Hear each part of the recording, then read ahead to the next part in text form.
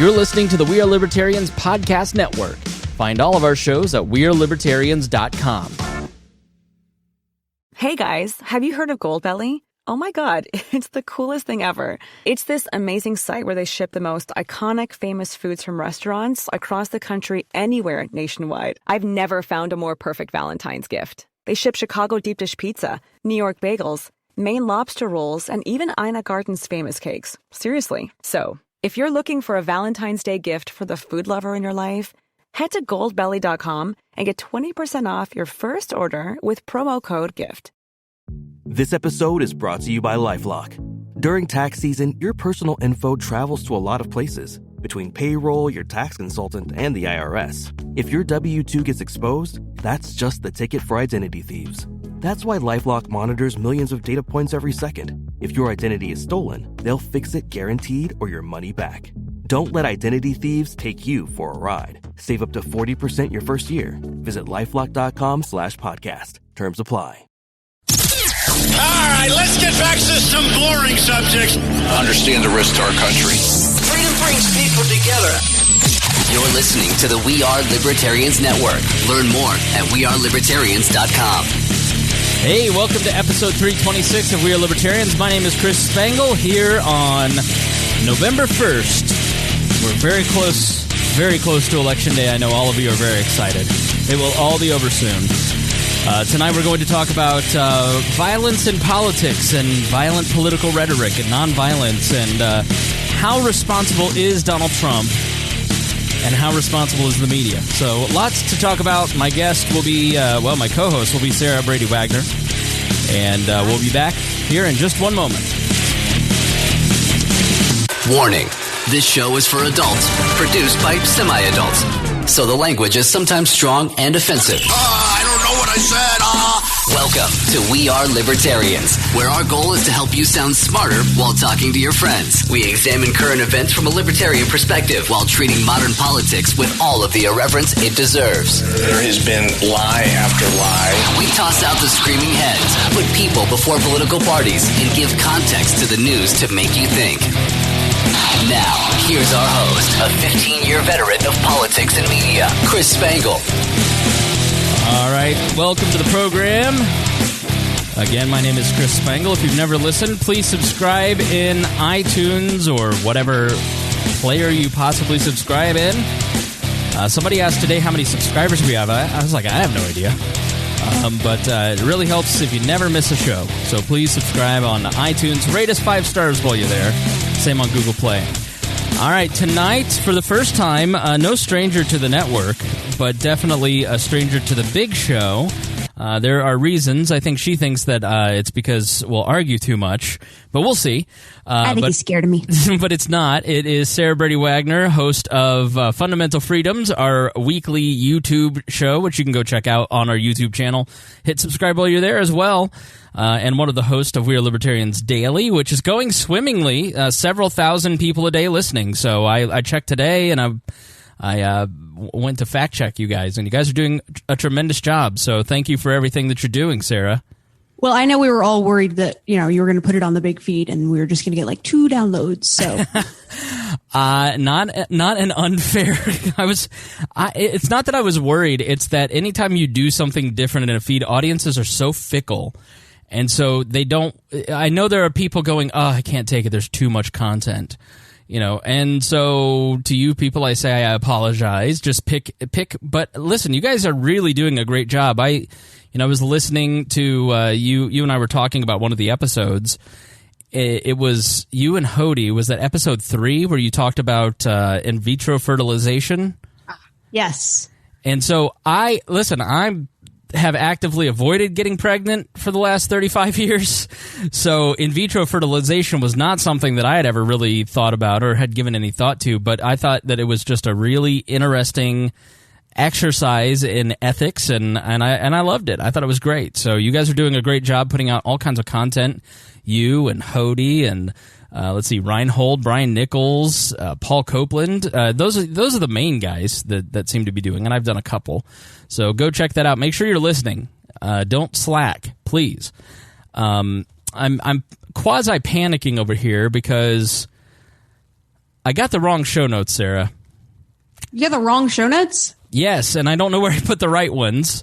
I did 2 versions, and so I can send you the version you sent to me. That's the wrong one. See, now you're a nanny, right? Yes. What age range would you put me at? I would put you at typically male. No, I'm sorry. That was very sexist. It was. I'm offended. You should be. All right, I found them. We're good now. Or do I get to have them? Are you going to send them to me? There's no way to do that without when I set you off and I rant at you. They're not that different. There's just the little list that I sent you of what we're talking about. So all right. Well, I mean, I'll have opinions either way. I've had a long week. I'm off kilter. I've had a very busy week, and my life has been complicated, and I don't like when my life is complicated. And Facebook, I'm very angry at them. So I just went to look at the show notes that I sent you, and I'm in the other account. I'm in one of my 4 or 8 accounts that I have now. I did have to search for them that way. Yeah, find which Chris.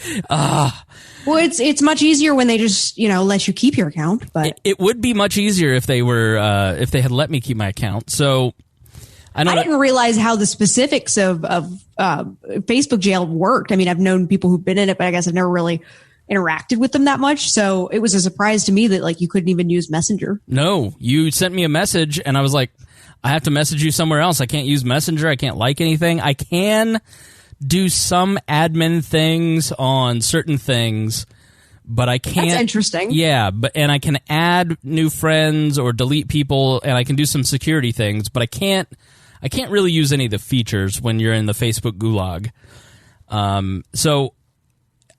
Did you get a chance to listen to my interview with there's a lot going out, so it's okay to say no, but did you see or hear my interview with the Liberty Memes guys? No, I didn't. I'm sorry. That's okay. So I only get about half of what's in the feed usually. Listen, I'm like on episode 6 of so I am one of those people where I'm like, I spend all my time prepping for this. So anyways, I did that interview with the Liberty Memes guys, and I did it on Facebook Live, one of them, and then I premiered it again the next day. We had posted it multiple places. We had repeatedly posted the Liberty Memes new page. So we 3.0. We were very heavy on Liberty Memes on Facebook. And from Facebook's point of view, I could definitely see how a group of people pointing out their flaws as a business would be something you don't want on your platform. And so what I theorize happened is that I had my account scanned shortly after that, and they found something that I said on the We Are Libertarians page that was essentially a historical argument. I basically told this guy, I said, you're making the same argument that a good German would have made, saying something along the lines of, maybe the Jews are the problem. That's not a great start, Chris. Well, Jews was the magic word. You're not allowed to say that. I am not anti-Semitic in the least. You're not allowed to make Holocaust comparisons because it undermines the seriousness. It's a historic argument, but it is one that is honestly, I didn't think it was an inaccurate statement, but Facebook found that to be hate speech. So I am banned for 30 days for hate speech. And I don't feel that I am that hateful. Do you? Well, I don't think so. Generally, that wasn't hate convincing, speech requires intent. Yeah, there was definitely no intent. I love the Jews. I love the Hebrew Bible. I read it every day. I have nothing against Jewish people whatsoever. And so you kind of go, really? And so because I've had one ban before, I should have gotten 1 day, maybe 3. And I got 30. And what is between now and 30 days, Sarah? Yeah. The election? Yeah, that's right. So you don't think that had something to do with it? 100% do, yeah.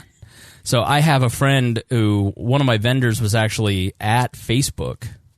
And so he just said, yeah, it's grim around there. Yeah, it's not just pages, it's individuals. It's people who say things that the people in charge don't like. Yeah, and so everybody there at Facebook, because the earnings calls aren't going well, because of Cambridge Analytica, because of the increased scrutiny that they have on them before these elections, they're taking no chances, and so they're deleting people like me, and I'm not the only one. Liberty Memes 2.0 got zucked. That got taken down. And then Liberty Memes 3.0 popped up, and I think that might still be up. And but between then, I said to the gay brothers, you know what you need to do? You're never going to admin a page ever again. Like, they're done. Totally. And so why don't you just tell your people to start making Liberty Memes pages? And oh boy, have they. There's so many now. And I would encourage everybody in the We Are Libertarians audience, go to the We Are Libertarians Facebook page or the Liberty Memes Facebook page. Oh my goodness, I just searched for Liberty Memes. I see what you mean. How many are there? Several. What are some of the names? There's definitely not Liberty Memes. Liberty Memes 99, Liberty Memes 3, Liberty Memes 4. They're just new. Oh, Return of the Son of Liberty Memes. I like that one. I love the internet. And so, yeah, go create your own Facebook page with Liberty Memes and just start sharing your own memes. Share it to your friends. Well, do you really think the idea here is that they're trying to get rid of the memes? Yes, I do.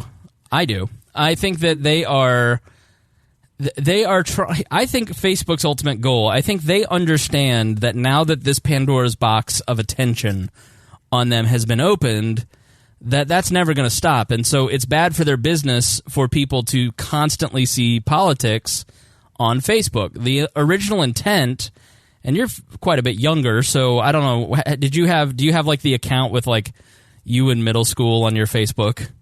Yes. I need to go. I have a distinct memory of having to lie about my age for Facebook at one point. Do you still have, how embarrassing are the photos of you in middle school? Oh, I have gotten into a habit in the last year or two of gradually deleting things, because we were all irritating as middle schoolers, and dear God, some of us then also were given the chance to put it out there on Facebook. I can't imagine what your on this day looks like. I see stuff that I said on Facebook a decade ago, and I'm like, what an embarrassment. But I was a 28-year-old man, or well, Facebook has one feature that I've really come to appreciate as I've gotten older, which allows you to just retroactively make everything private. Yes.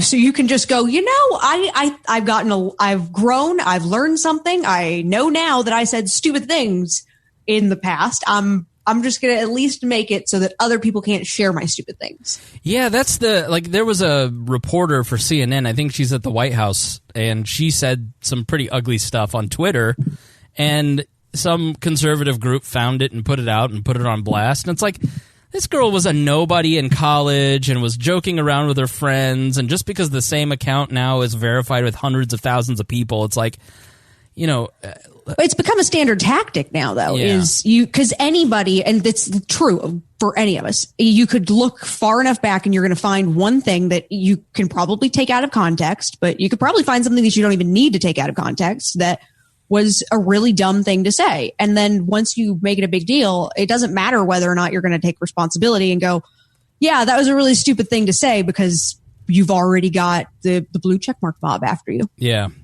Well, I have taken this time in the gulag, and I've considered my behavior, and I have decided I did nothing wrong. I make no apologies for anything that I said, and I will be back in 30 days. Oh, you need more penitence then. I don't. I'm tired of apologizing. I've had enough. And so one of the guys on the Liberty Memes 2.0, but this is one of the concerning things for me, one of the guys on that admin team, and thank God Dadman had, after the interview, made me an admin of 2.0. And I didn't see it because I wasn't using that account, so I didn't hit accept, which was a great honor. I was very honored that he would bestow Liberty Memes admin access to me as an editor, but had I done that, I would have been like admin 3, who had not only his account suspended, I think he said, I know for sure that they deleted every one of his pages, including his local Boy Scout troop page. Oh, wow. So he was a guy who didn't participate on Liberty Memes, just had his account connected to the Liberty Memes account, and had his local Boy Scout page deleted because of his association with Liberty Memes. So, I have work interests that I manage work pages, so I don't, and that's the whole goal of these kind of bans. I should have gotten a 2 or 3 day ban, but I got a 30-day. And you can't get too many of those before they just won't let you back on. Like our friend Miranda, when they figure out she's back on Facebook, they'll kill her off again. Yeah, that's okay. I guess Facebook does listen to the show. But well, they at least have their bots scan it. Absolutely. So some larger pages with hundreds of thousands of likes and other podcasts, which we will not name because I'm trying not to be petty, they were like, oh, you're lying. I'm like, why do you think they scan my account? I'm a good citizen of Facebook. I've spent tens of thousands of dollars with Facebook over the years. My account, it brings joy to so many people, Sarah. Oh, really? It does. Joy. Only joy. It doesn't bring suffering or sorrow. No, only to Rob Kendall. Thoughts.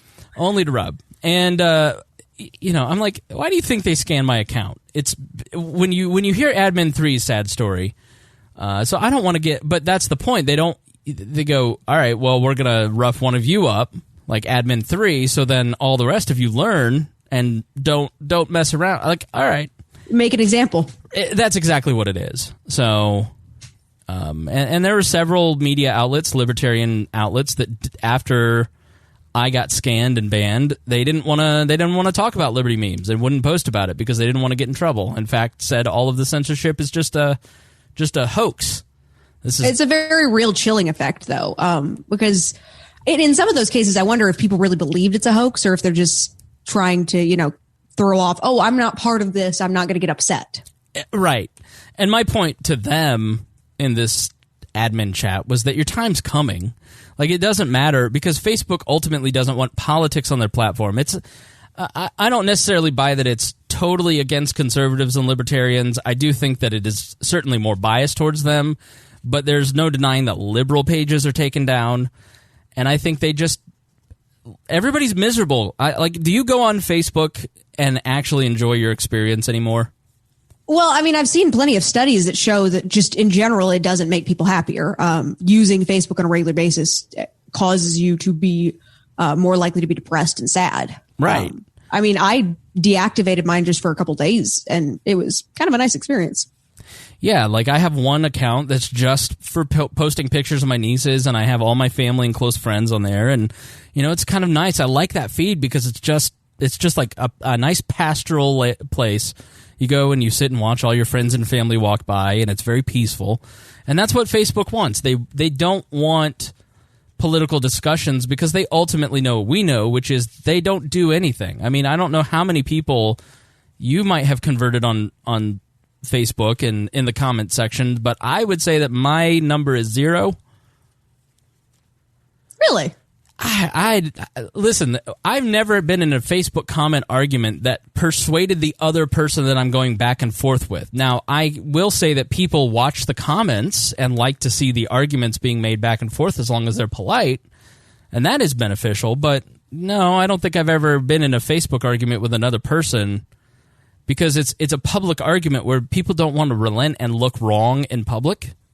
Well, I think it also depends on what your goal there is. It sounds like you're looking at anytime you're having an argument, your goal is to win. And that's how most people are. Sure. But, if you kind of take that goal as to, it's not just about my side, it's also about your side. So if I can try and get you to understand your side or to at least articulate it, and then you can kind of get all Socratic about it, that actually seems to work well in my experience. But maybe in yours, nice is a big part. People don't hang for that long.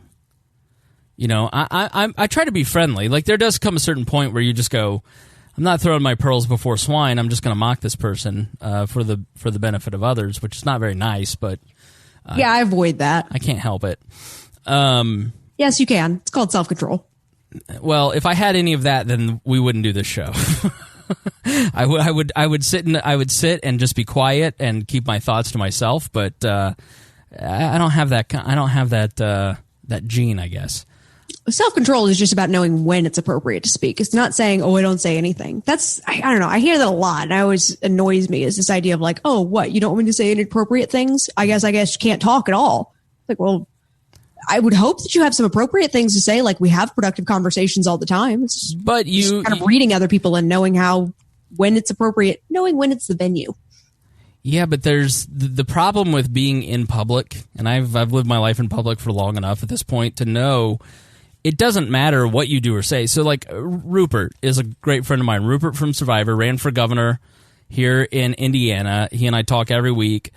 He's the sweetest human being alive. I've literally never heard Rupert say a bad word about anybody. And when we were at the state fair, and 7,000 people came through the booth to shake his hand as he ran for governor, people would turn, walk away, and I was exiting them out, and they'd go, "What an asshole." And I know for a fact that Rupert was not an asshole to these people, because he isn't an asshole ever. I've been around him hundreds of hours. I've never seen the guy have a crossword to anybody. You know, some people will just take whatever you say or think or how you present yourself and just not like it. Like, or they'll make an issue of it. It's just how it is. So, you know, if I don't know. I get what you're saying. I have. Not everybody's going to like you, but I have really tried to be more nice. Like, I just think that it is harder in election season. I don't know if you've experienced this, but it's harder in election season to be nicer. Like I would say there's more times where you have to kind of exercise that. You know, there's only a finite amount of human willpower. Yeah, where you're just like, I need to walk away from this and go do something productive, because this idiot's going to make me curse the Holy Spirit right here. Yeah, you're like, I have lots to say to you right now, so I'm going to walk away. Well, that's one thing I want to say to people tonight. You know, how long have you been politically active? For pretty much my entire adult life. So 8 years. All right. So this isn't your first rodeo. 9 years. Yeah. Yeah. This is not mine. I've been politically active since 2002. And so, I mean, I've been involved in campaigns or, you know, now talking about elections ever since then.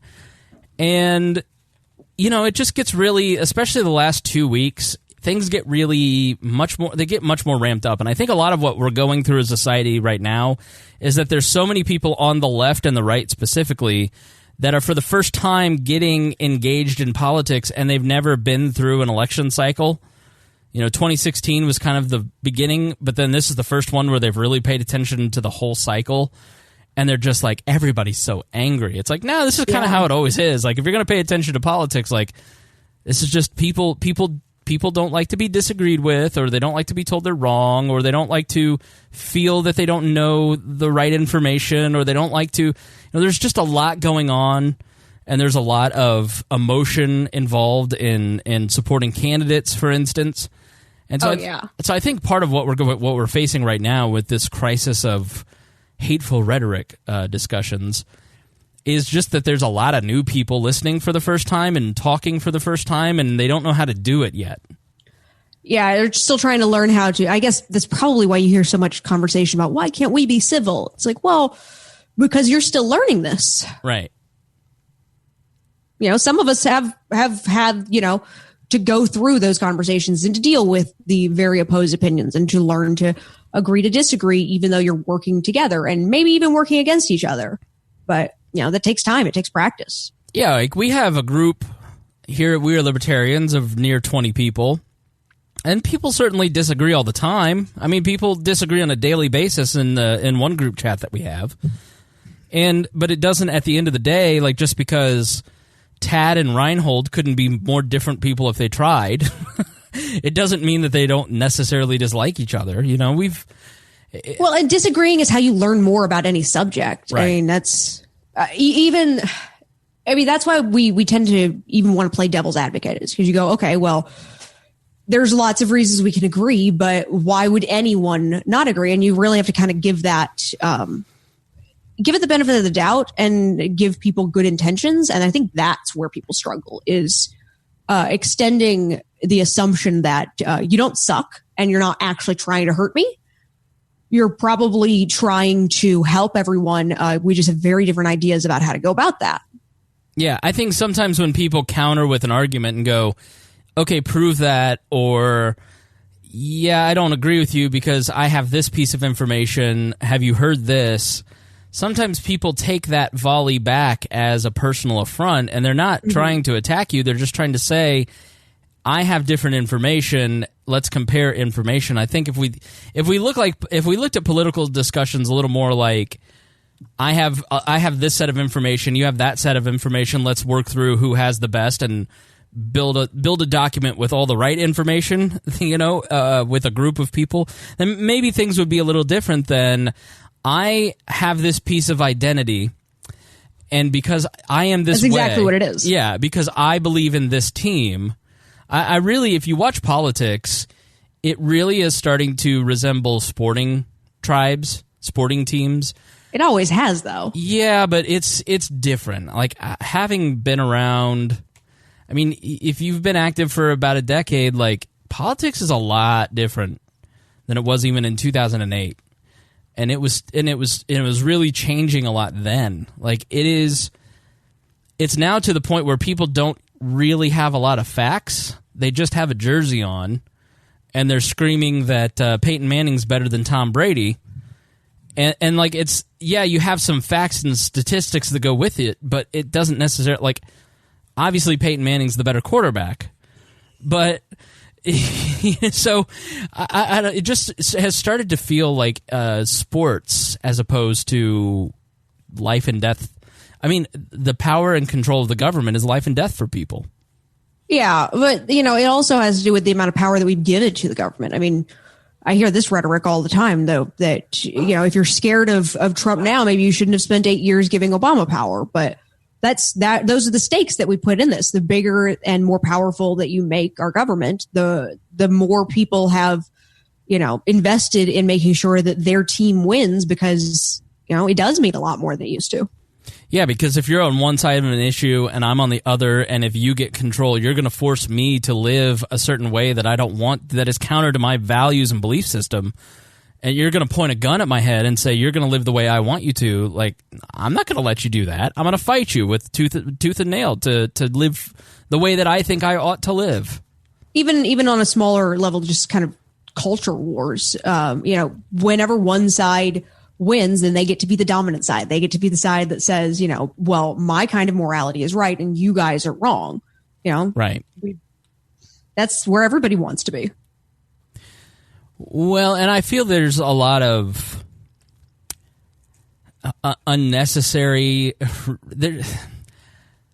like Don Lemon the other night. I wonder if I could pull this up.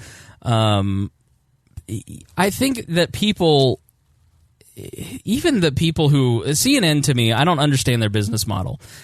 It's like they said, all right, Hillary Clinton was the least popular candidate in American history. Let's adopt her belief system and her smug moral superiority, and let's just craft a network after it. Well, I mean, any of the media, you can see it's a fractionated market. They're not going after everyone. They're not going after the people who hated Hillary Clinton.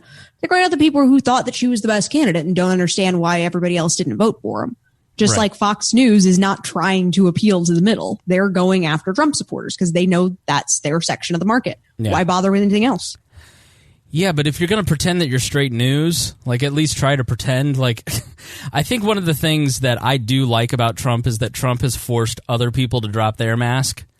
And I think Trump is pure American politics. I think that is what American politics has looked like for a long time.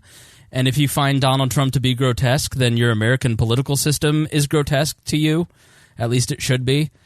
And, there's a lot of people that don't find it grotesque, but I think that the way that he conducts himself and the way that he talks is just how a lot of it operates. I think that, foreign spies trying to infiltrate American campaigns, that, for instance, is just how it's always been. I think because he is such a grotesque person at the end of the day, and he drives certain people, mainly people on the left, so off their rocker, like it's almost like a mania at this point, that they just can't help but drop their mask. So like we always knew CNN, for instance, was leftist. Oh, there's a cat fight going on right in front of the computer. Sorry. We always kind of knew CNN was pro-government, pro-corporation, pro-elite, government is good, government can help you do things, government, and pro-Democrat in some ways. But now it's just like naked. Like, listen to, let's play this clip. Let's see what we get.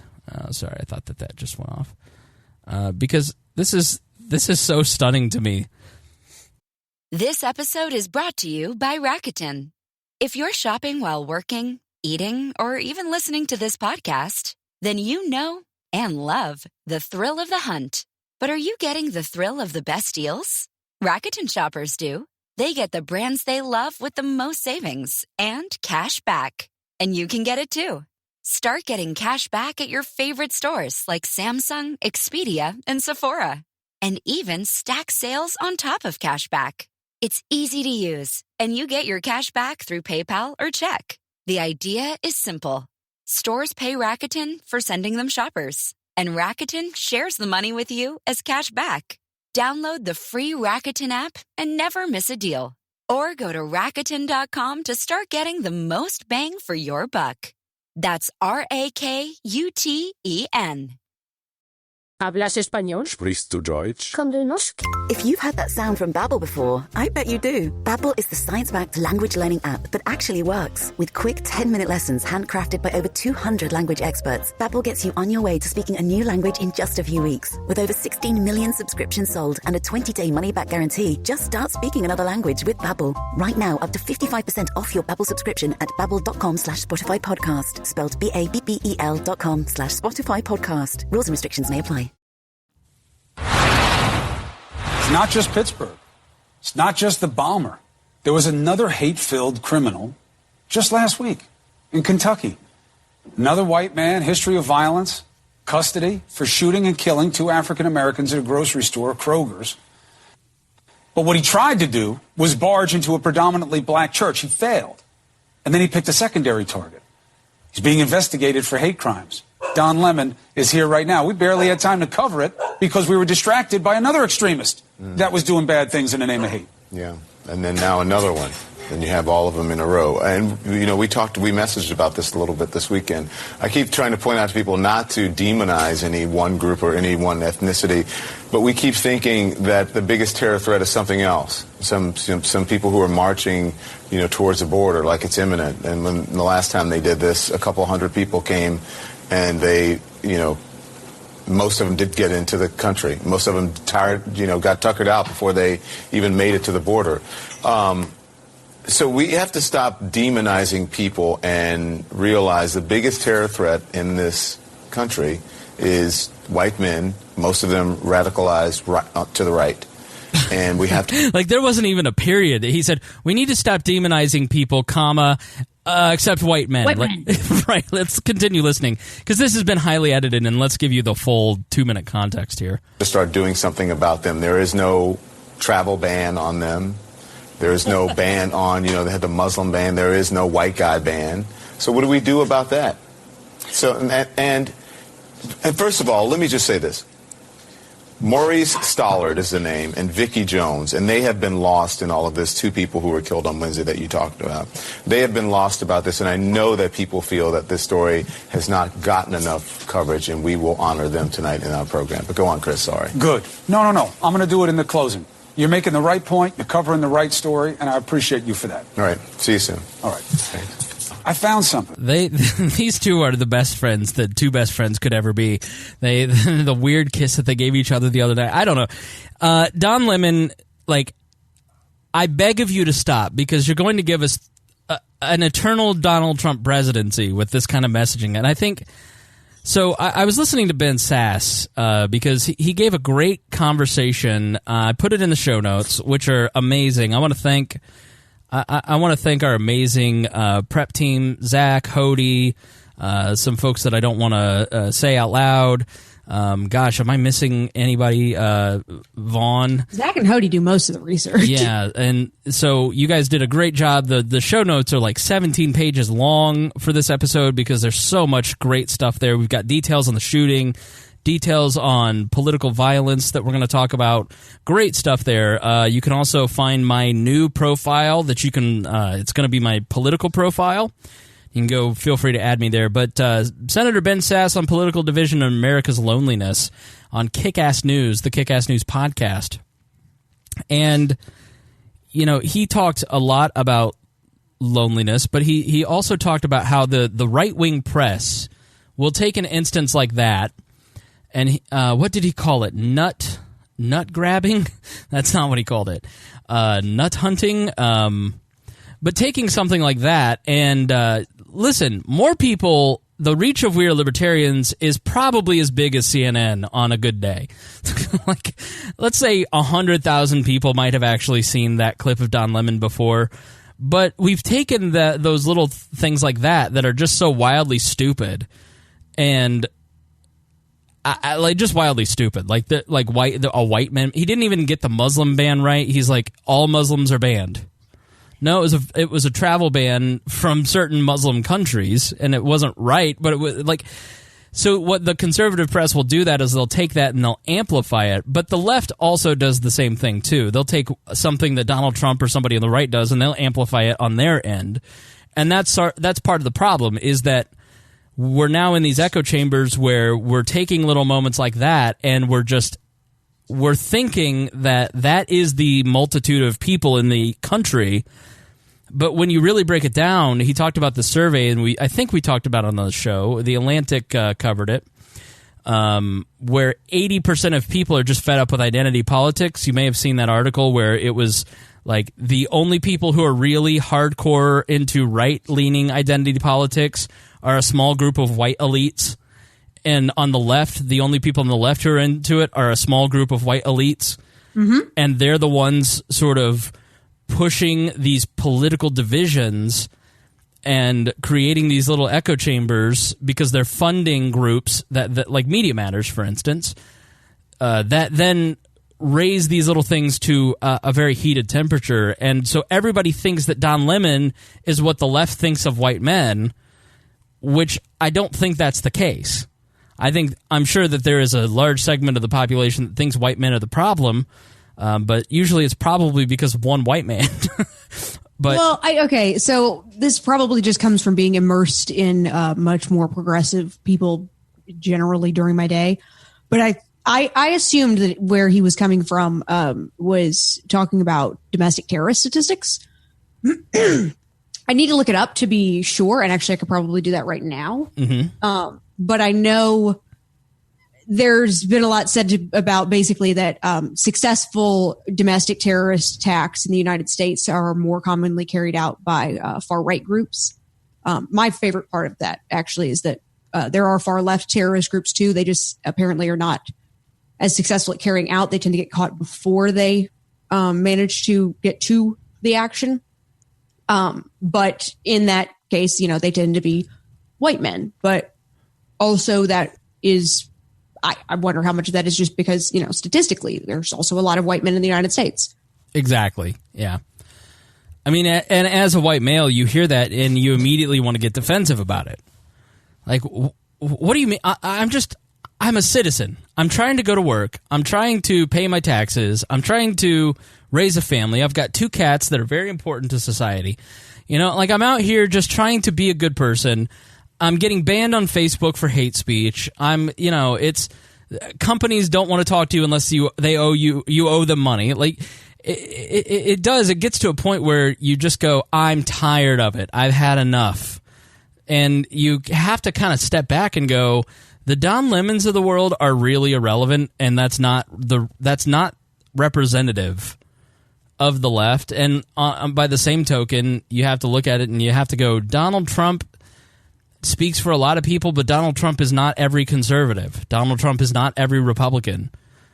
He's creating more and more Trumps, but the Don Lemons of the world don't help. I think I've killed Sarah. I guess Don Lemon was right. White men are the problem. I didn't mean to hurt my co-host. No, I'm kidding. I'm back. Okay.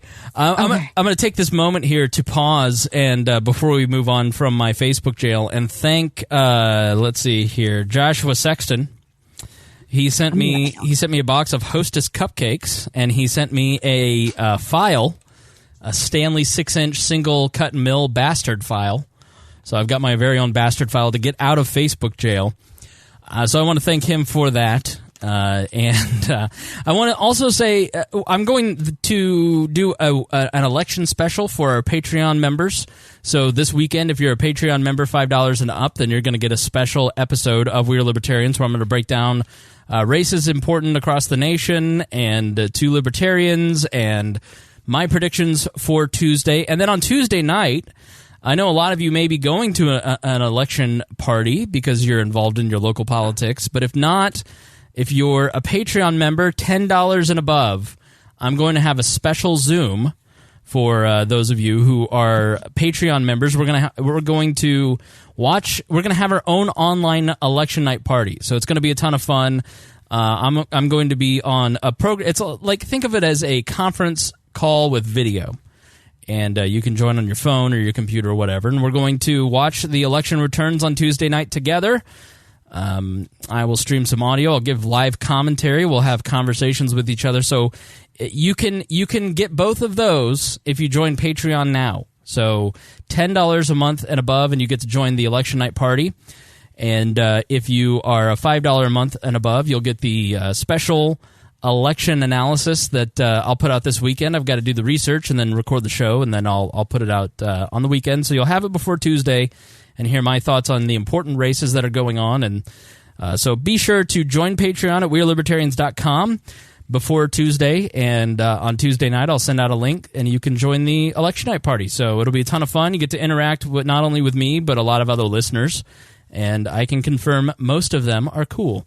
So special thanks to Joshua Sexton for sending that my way, and to all of our Patreon members, and especially to Craig DaCosta, Christy Avery, and the Libertarian Coalition, and Jason Doolittle for their support at $100 a month. Donald Keller does a great job. He's got his phone back, so check out the Libertarian Coalition on Facebook. So let's give you some details on the shooting that actually happened over the weekend. It was a very sad situation, very depressing. On Sunday, a gunman entered the Tree of Life synagogue during a baby naming ceremony, opened fire, and killed 11. See, I told her we were on break, so she thinks we're on break. She's going to have such a surprise when she comes back. So the gunman barricaded himself in the synagogue and was eventually detained by police and transported to a hospital to be treated. Sarah, I decided to start reading some of the synagogue content so you didn't have to sit there and just wait on me reading. So the gunman was supposedly motivated by the migrant caravan, according to Vox, via his Gab, which I have an account on Gab, and I have to say it is a pretty grotesque place. I don't like going on Gab. I think that the idea of these free speech sites are right. But there's something about Gab that is just kind of, I don't know if it was specifically targeting, like, racists. But are you on Gab at all? No, I'm not. I think I have a MeWe account, but I've never really invested. I'm not even on Twitter. I can't seem to get into much social media. MeWe, there's like two people on there that interact with me. And then Gab is just really racist and gross. And then Minds.com, I think, is the only one where there's any kind of interaction. But the problem with these alternative social networks is you're talking to 4 people. There's no reach. It's the same people that already think as you. So there's not really like free speech conversation. It's just sort of you shouting in an echo chamber trying to get followers on this new social network. Because when social networking started, the goal was to just like, it was social proof. It's like become really popular as quickly as possible on a brand new social network, and then you can start like a business for yourself. And so what a lot of people are doing is they're trying to become as big as they can on these new networks, so they can then. Well, it's shifted from what I think the initial idea of it was, because initially, it was just communication. It was supposed to be getting you in contact with your friends and your family, and you'd be able to, contact grandma. But then it became, it became so integrated as part of who you are. You assume you can look somebody up on Facebook, that this has to be some sort of representation of you. And that's when it becomes social proof instead of just communication. Yeah. And so I think that's why Jack and they're trying to get rid of retweets and likes, and they want to limit the amount of social proof there is on these sites. But that's kind of the social. I think just what's going to happen. I can tell you, like with Facebook, for instance, 2 years ago when I was helping a local business do some consulting, I was like, do Facebook. Facebook advertising is where it's at. And it worked for them because it was highly targeted, but in a lot of cases, Facebook advertising just doesn't do a lot because it's kind of blended into the rest of the posts. Mm-hmm. And so advertisers are starting to realize that radio specifically and traditional forms of advertising really are where they ought to be. Well, yeah, I mean, a lot of times people will acclimate to whatever advertising methods there are. I mean, that's one of the frustrating things about the advertising industry is no matter what you are using now, eventually people will become desensitized to it. I mean, commercials generally don't even work anymore from what I've read as far as products go. I don't know as far as ideologically. I've seen some other issues on that as far as like, service messages and political messages. Yeah, I've seen absolutely no impact on libertarian campaigns over the last decade from social advertising. Direct mail, like if I were telling you where to direct your ad dollars, it's radio, direct mail, and build an email marketing system. Like that to me is where your money is at. And so I think people are starting, that's why they're missing calls. People like me, when half the country, let's not say they're saying conservatives aren't welcome, but when half the country feels that they're not welcome, do you think that I'm going to continue to advertise this podcast on their platform? Think what will probably happen is more of you're going to end up with a fractionated market, which is going to then hurt the ad revenue model for all these businesses. Facebook is only as successful it is, and Google is only as successful as they are because they have damn near a monopoly. They've got everybody paying attention. Right. Once you separate it into, okay, this is where you go to talk about politics. This is where you go to get with your family. This is where you go. I mean, you've already got LinkedIn is where you go to get a job. Mm-hmm. I think I see it just becoming more versions of that, but that then doesn't really feed into the ad model. So it requires innovation how they're going to earn money. The other problem with segregating people is that I think Gab, it's when you aren't having free speech and open discussion and people aren't being challenged and having their thoughts challenged, like on a Facebook or a Twitter, and they go to Gab and it's just an echo chamber of white nationalism if they want it to be, then that just grows the problem. And I also think that the banning of Alex Jones has given Alex Jones's message a lot of credence. I think I don't know about you. Unfortunately, you're in North Carolina. I'm in Indiana.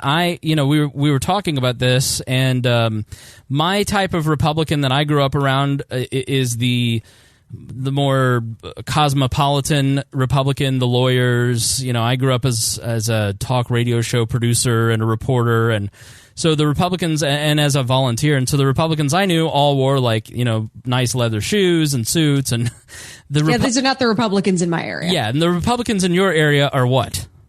They're more what you think of as Trump voters, but even before Trump, the Republicans in our area are, they're small business owners, but this is not, it's not that much of a jump for me to see Trump voters. There's always been that motive there. Yeah, down in North Carolina, it's a little bit different than maybe, here in a Midwestern city. And so when people, even that is different from California Republicans are way more libertarian than anywhere else in the country. Bill Weld was talking shit about New York Republicans. So, no, I think, so when something like the bomber comes along, not the shooter, because we're talking a lot about the shooter, but this bomber guy who had he had basically a rap, like the stickers. I listened to Alex Jones last week to see what he was saying about it. And the dude, you were so surprised by those stickers. I have seen multiple cars with those. I have seen one or two of those over the years, but I was like, this looks fake. And you're like, oh no, they're definitely not fake. Yeah. I'm like, I know people who've made these themselves. I know, I could recommend to you where you could make this. Oh gosh, I'm thinking all the bike shows that I've gone to, and they will have booths that sell stuff like this. I mean, this is not new. I appreciate that this is crazy and new to other parts of the country, but this kind of very outspoken. Somebody knows that there's an opinion there. I don't know. It really surprises me that everybody else thinks that this is clearly not real. I don't know. It's the only way I think to say it. It just really shocks me. Yeah. It to me is like, it's a culture shock that somebody like that existed. Oh no, you come down and visit. I will introduce you to people. But I guess Florida Man does exist. And so this guy, you look at it, here's a guy who took the time to lay this out on Photoshop and then have a professional wrap printed. And I could totally see how people could see the fresh painted van, the professionally done stickers, and totally think that the FBI did it. I totally understand that line of thinking, and I totally understand why some people would have those thoughts. Like I can see that, but to me, it makes much more sense to go, no, he's just one of those guys who is that into Trump that, he spent his Saturday laying out his stickers because that's all he had to do, and, paid the guy down the block who's also a really big Trump fan to come and wrap his car, and they, yeah, it's a community thing. Exactly right. And so, and then you hear the interview with the boss, which I heard on No Agenda Show, which I love, but they were like, come on, this is so staged. I'll have to send you some examples. So my husband, he also makes stickers actually as part of what he does for a job. He does custom vinyl stickers, and he's had a couple of Trump ones that have come through that he'll get them and he'll take a picture of the order that he has to make. He'll just be like, this pains me to make this. You've sent them to me. Yeah. Usually involving police. Oh, yes. Yeah. Oh, see, I wasn't even thinking of that one. Yeah. But I mean, there are several of those. It's not just one crazy person. But yeah, people have taken photos of this guy driving down the street and but this particular incident, I have never seen on Twitter or Facebook or read in the press or heard people like mainstream voices, which I consider Rush Limbaugh to be mainstream, mainstream voices like Rush Limbaugh say that this is just a false flag. Like Alex Jones has really taken over the Alex Jones mindset of everything's a false flag. I don't trust it. It's all fake news. And so I really think that the pursuit of Alex Jones, banning him, has given more credence to Alex Jones, and people take it more seriously because, look, they're taking people like Liberty Memes off of Facebook. They're taking Alex Jones off of everything. They're removing the guy's ability to take money or make money. They're taking Facebook friends off like me for 30 days for alleged hate speech. So it's like these little things where it just kind of confirms the narrative, and away we go. And so when something like this does happen where the timing is suspicious and the guy does look suspicious, and there are these little things that when Tad Western posts the 4chan photo shots and the diagrams, you go, yeah, I kind of believe it. Because these guys are all scumbags. They're all the press is all liars. Yeah, I don't know. Some of it has to be that echo chamber effect, but I think when you have somebody who is screaming, they're going, they're trying to silence me, and then you go, okay, well, we're going to silence you. How can you not lend credence to it? But, right. I think it would have helped if they had been more clear. I mean, that's one of the things that has been pointed out so many times is they keep banning people, they keep taking pages down, and they're not really being clear on why. It's like, inauthentic accounts, or they'll send you one specific thing, a screenshot of something that you did wrong, but there's no warning, there's no clarification. So I don't know how you're going to expect better behavior out of that. Yeah. I mean, that's just, I'm a nanny. That's basic how you deal with children. If there's a bad behavior, you can't just punish the bad behavior and expect the person to guess at what they need to fix. You have to make sure that they understand this is the action that led to this result. So don't do that again if you don't want that to happen. When Liberty Memes has no idea why they're banned, then to me, it's really hard to say, to not say, oh, it's ideological. Because what does Facebook think that an account with 600,000 likes doesn't have some other network attached to it that isn't going to be able to get the word out that they've been banned for no reason, and that looks suspicious. Yeah. It's just bad business. Like, Facebook is an incredible product that has changed the world for the good and bad, and yet it still does some of the dumbest stuff I've ever seen a company do. Well, but they also have to consider their customers that aren't libertarians. As much as we can say, well, how could you just do that and expect it to not have, backlash? I'm sure there was some considered and weighed, decision making there. I'm sure they said, well, if we don't do anything, if we continue to allow this to happen, then we're going to get, the backlash of more people saying that we're spreading disinformation. We might lose more users from that, Maybe it's just that we're not as important of a community as we had maybe hoped we are. But you're stuck in this back and forth. You're either it's proving that, oh, yes, we are clearly, a threat, or it's saying that, like, no, even the problems or, even the backlash of silencing you is not that bad. Right. As I see, like, the Gab stuff going across the media, I consider the language being used around conspiracy theory and hate speech. Conspiracy theory right now, it's like you listen to Vox podcasts like I do. I listened to the 538 podcast about this week, and it was just Ezra Klein saying conspiracy theory about things that are not conspiracy theories. It's things that he doesn't like, and so he just turns it into hate speech. And you're just like, no, see, you're abusing that actual term. You're abusing that, and so it loses its power, and then people go, okay, well, everything's a conspiracy theory. Like, they don't seem to understand the tit for tat that goes on here. Yeah, I recently had a conversation with a friend about this kind of rhetoric and the way that this goes, where you have these big, very heavy words that are used, and thrown around just as a reason to dismiss something or a reason to ignore someone. The example that she had used was a meme that she was showing, which thought was hilarious, that she said, on one side it says the right says we want genocide, and the left says no genocide. The center says, come on, guys, you need to compromise. The right says, okay, how about some genocide? The left says, no, still no genocide. Center says, see, this is why nobody likes you guys. Right. And so we then had a conversation about, like, yeah, but the problem here is that you just assigned genocide as the policy positions of the right. Right. You don't think that maybe is a little bit extreme and maybe undermines the seriousness of genocide? Ben Shapiro was talking about this, about immigration today, and he said, this is some advice for my libertarian-leaning friends who think who are open borders people and liberals. So the reason that Trump keeps winning on immigration is that you guys say there's no problem.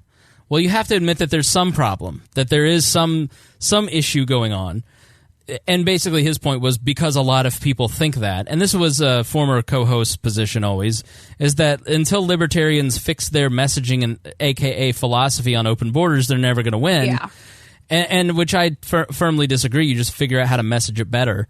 The one time recently that I had to defend open borders, actually on a radio show, I was really encouraged by one of the other panelists, Pause, and he goes, oh, wow. So, like, libertarians care about, like, everyone's freedom, not just Americans? Right.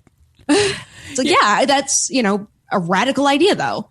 What libertarians have to understand is that immigration, like, being an American is a key part of everyone's identity in this country, or most people. Like, we have a very distinct view of nationalism and nationality, and we don't like the pledge because it's propaganda. We don't like the flag. We don't like not the flag, but you see people calling it the sky cloth even.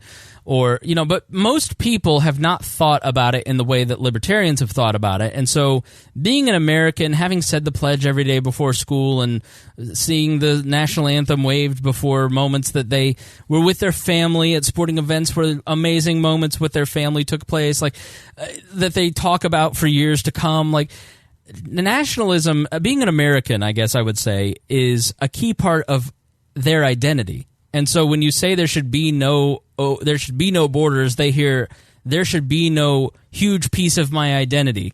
And so they react to it very negatively. And so you have to explain why like what is the greater purpose? What is the piece of identity that you will retain? You have to really think of it when you're making arguments, and when we're crafting the arguments for these programs. We really try to think about, how do people think about this? What is the most effective argument that's going to get someone to change their mind and think about it in different terms? And so I think libertarians the assumption that leftists often make, that kind of I think is the argument that it works, it needs to be made, but they assume that everybody's already there, is you have to get them to identify as, humans, as, right. This greater, okay, yes, you can still have this identity as you're Americans, but that doesn't mean that we don't all identify also as people. Right. So I think we message it sometimes as, this is just the correct way to believe, this is the correct way to think, and if you don't like it, then you're an idiot. And that's just not effective for most people. But it sure feels good. Sure. So yeah, back to but what Shapiro was basically saying is that when you just continually deny that there's a problem, Trump goes, well, there is a problem. No, there's no problem. No, this is a big issue. No, there's no problem. This is a crisis. No, you're an idiot. There's no problem here. Look, and any that might, so it just becomes when you're not. I think what he was trying to say is, when you're not willing to compromise or admit or bring something to the table, then it just feeds that other side's tit for tat. Mm-hmm. And so that's the opposite argument, and that's what I see going on with the media. Like, we'll talk about Donald Trump first, and here in a second, how much Trump is to blame. But first, I want to talk about the media's kind of tit for tat with some of this stuff. I want to play this piece. Brian Stelter at CNN. He is the media reporter. Formerly, he started TV Newser and then got hired to replace Howard Kurtz as the media observer over at CNN after Howard Kurtz said something that was, I don't know if it was racist or what, but now he's at Fox News.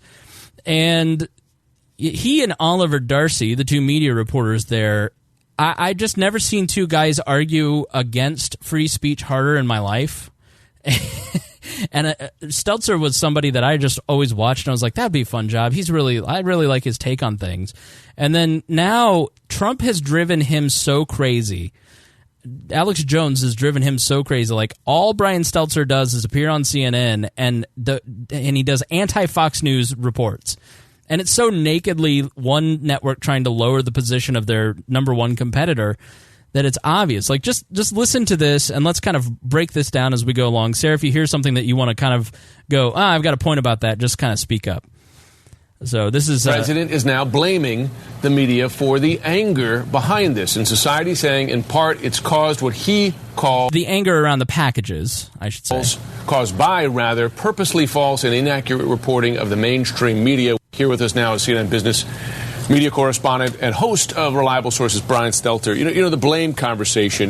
There goes the liberal media again. Yeah, they're actually playing the victim card, engaging in victimhood politics, saying that because people are talking about how Trump's rhetoric is a problem, that somehow he's being blamed for these bombs, and as a result, he's the victim of this. Look, it's nonsense. What I'm wondering, Jim and Poppy, is where's the president? Where's the president today? Because that guy on Twitter...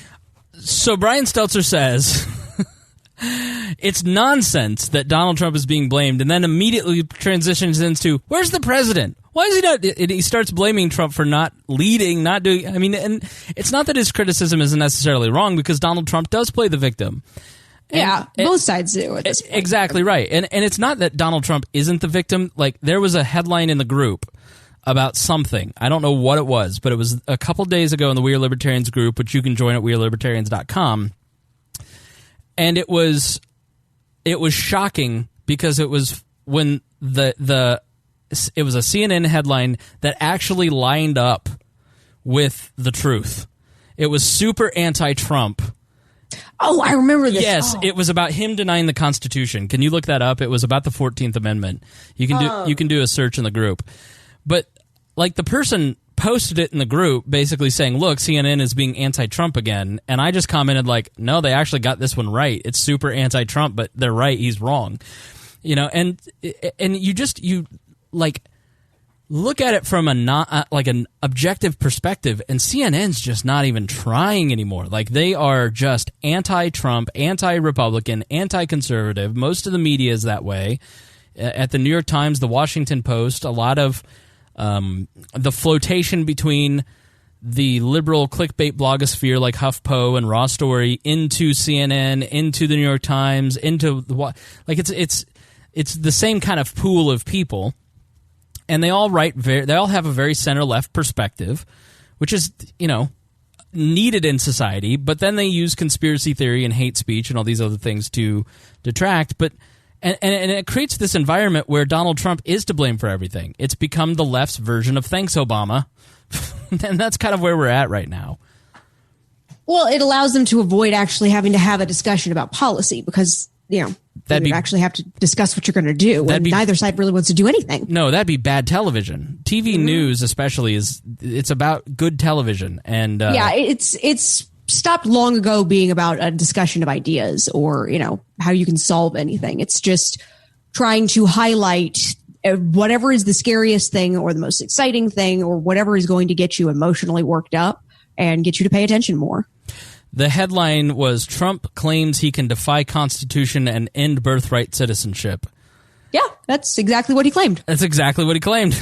I said, LOL. Well, 'cause you don't need to sensationalize that anymore. Right, but they tried, and LOL when the slanted headline finally matches his actions.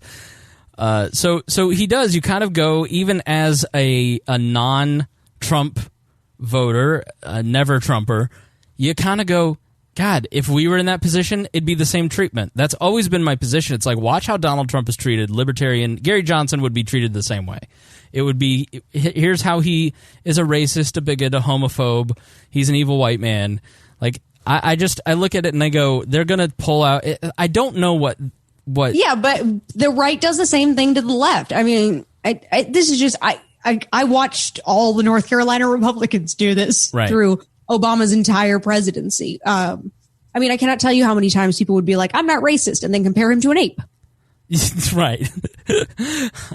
I don't know what it is about me. I have this thing where all through Obama, I was very anti-Republican. And now that Trump is president, I'm very anti-Democrat. And I think it's because... You're a contrarian?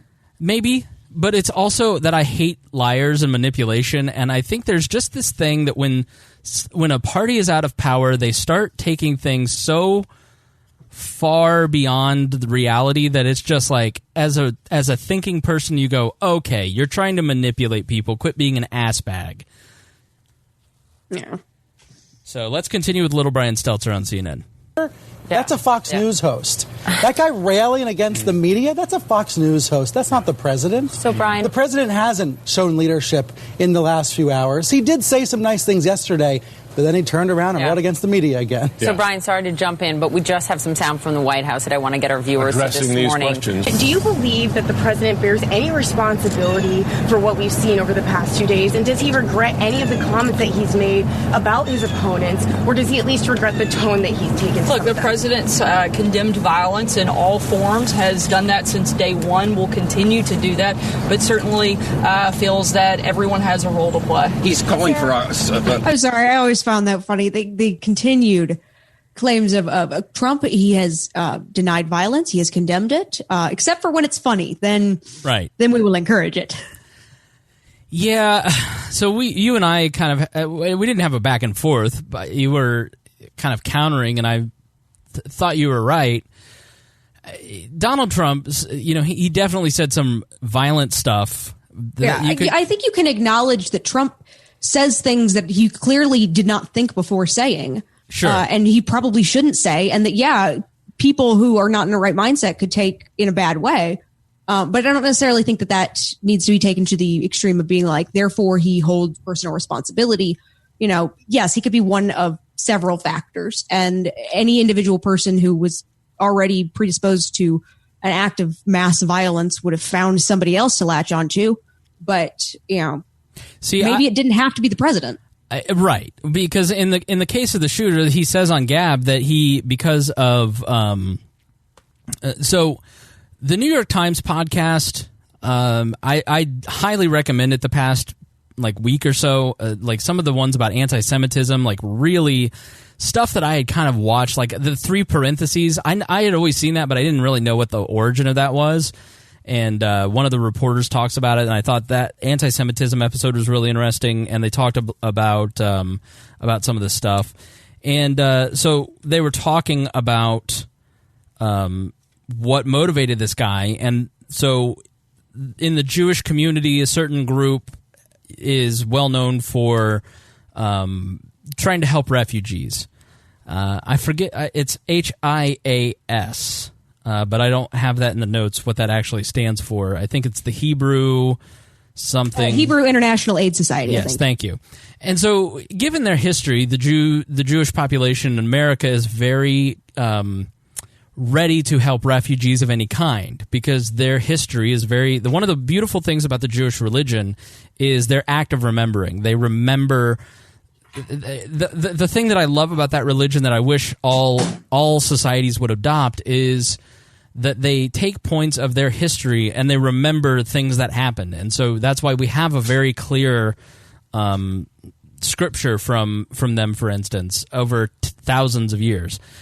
And obviously being refugees, this group was helping the migrant caravan. And so this guy said, screw your optics, I'm going in. And about 5 minutes later was actually inside shooting up the synagogue. It was a baby naming ceremony, a bris, and 11 people were killed. And they talk about some of the people that were killed in that podcast and some of the beautiful, some of the just amazing people that lost their lives that day on that particular podcast. But, the fallout of this stuff, it's like you look at it and as an American, you feel horrible for those people and you want to grieve it. But then people immediately veer into trying to steer it into their own political camp. And I include the media in that. And you just kind of go, it's trying to take these 3 incidents of people who clearly have mental health issues. And yes, this guy shot people because of the caravans, supposedly.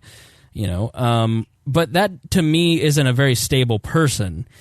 And so when I hear Donald Trump is to blame for all the violent rhetoric in society, I roll my eyes a lot. Yes, he said stuff like, I'll pay for the lawyer back in 2016, but it's like 2018 at this point. We're almost into 2019. And at some point. How recent was that comment about, did you see what he did with that reporter? Yeah, but listen, I guess. Again, only when it's funny. I get it, and I think you're totally right. And he should not say that, and we'll talk a little bit about a command climate in a moment. But here's the thing with Trump. I guess I'm not afraid of him. And I think there are too many people that are afraid of this guy because they have this is the problem with a lack of civic education in the United States.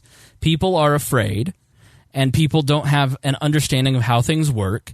And so they think that the president has an outweighed. He has way more effect on their life than he actually does. Yeah, I think part of the reaction though is that, like, you're asking, why does this become something that we have to politicize so quickly? I was just thinking about it. It's one of those things that in order to kind of wrap your head around the shooting fully, it quickly takes you to where are your views on very political topics. So yes, it's a horrible thing, but it's even more horrible. This is a person who he was not just being anti-Semitic, but he had a problem with people who were helping other immigrants. And that quickly leaves you to well, is that something that you find understandable or not? And I don't know. I find it difficult to not have that go to a political place. Yeah. And then there's also the use of a gun. Yeah. And Trump stepped in it, wrong place, wrong time, saying the truth, which is had they had armed guards, this would have ended very quickly. There was an incident in a McDonald's that... Yeah, but you know what? You can't have armed guards everywhere, and if you do, is that really a society that you want to live in? Well, but so did you hear about the McDonald's shooting? Is this the black couple who was shot? No, that was Kroger. So that was Kroger. I'm sorry. Yeah, so this was in. That was the third incident that they were talking about in that piece earlier. Guy a few days before the bomber was caught, was going to a black church to shoot it up because he was anti-black, and ended up going to a Kroger because he couldn't get in. They had locked the doors, and they had security. And so he went to Kroger's and he killed a black couple. This was in Alabama on October 29th from Time. The title is Customer Shoots and Kills Masked Gunman in Alabama McDonald's.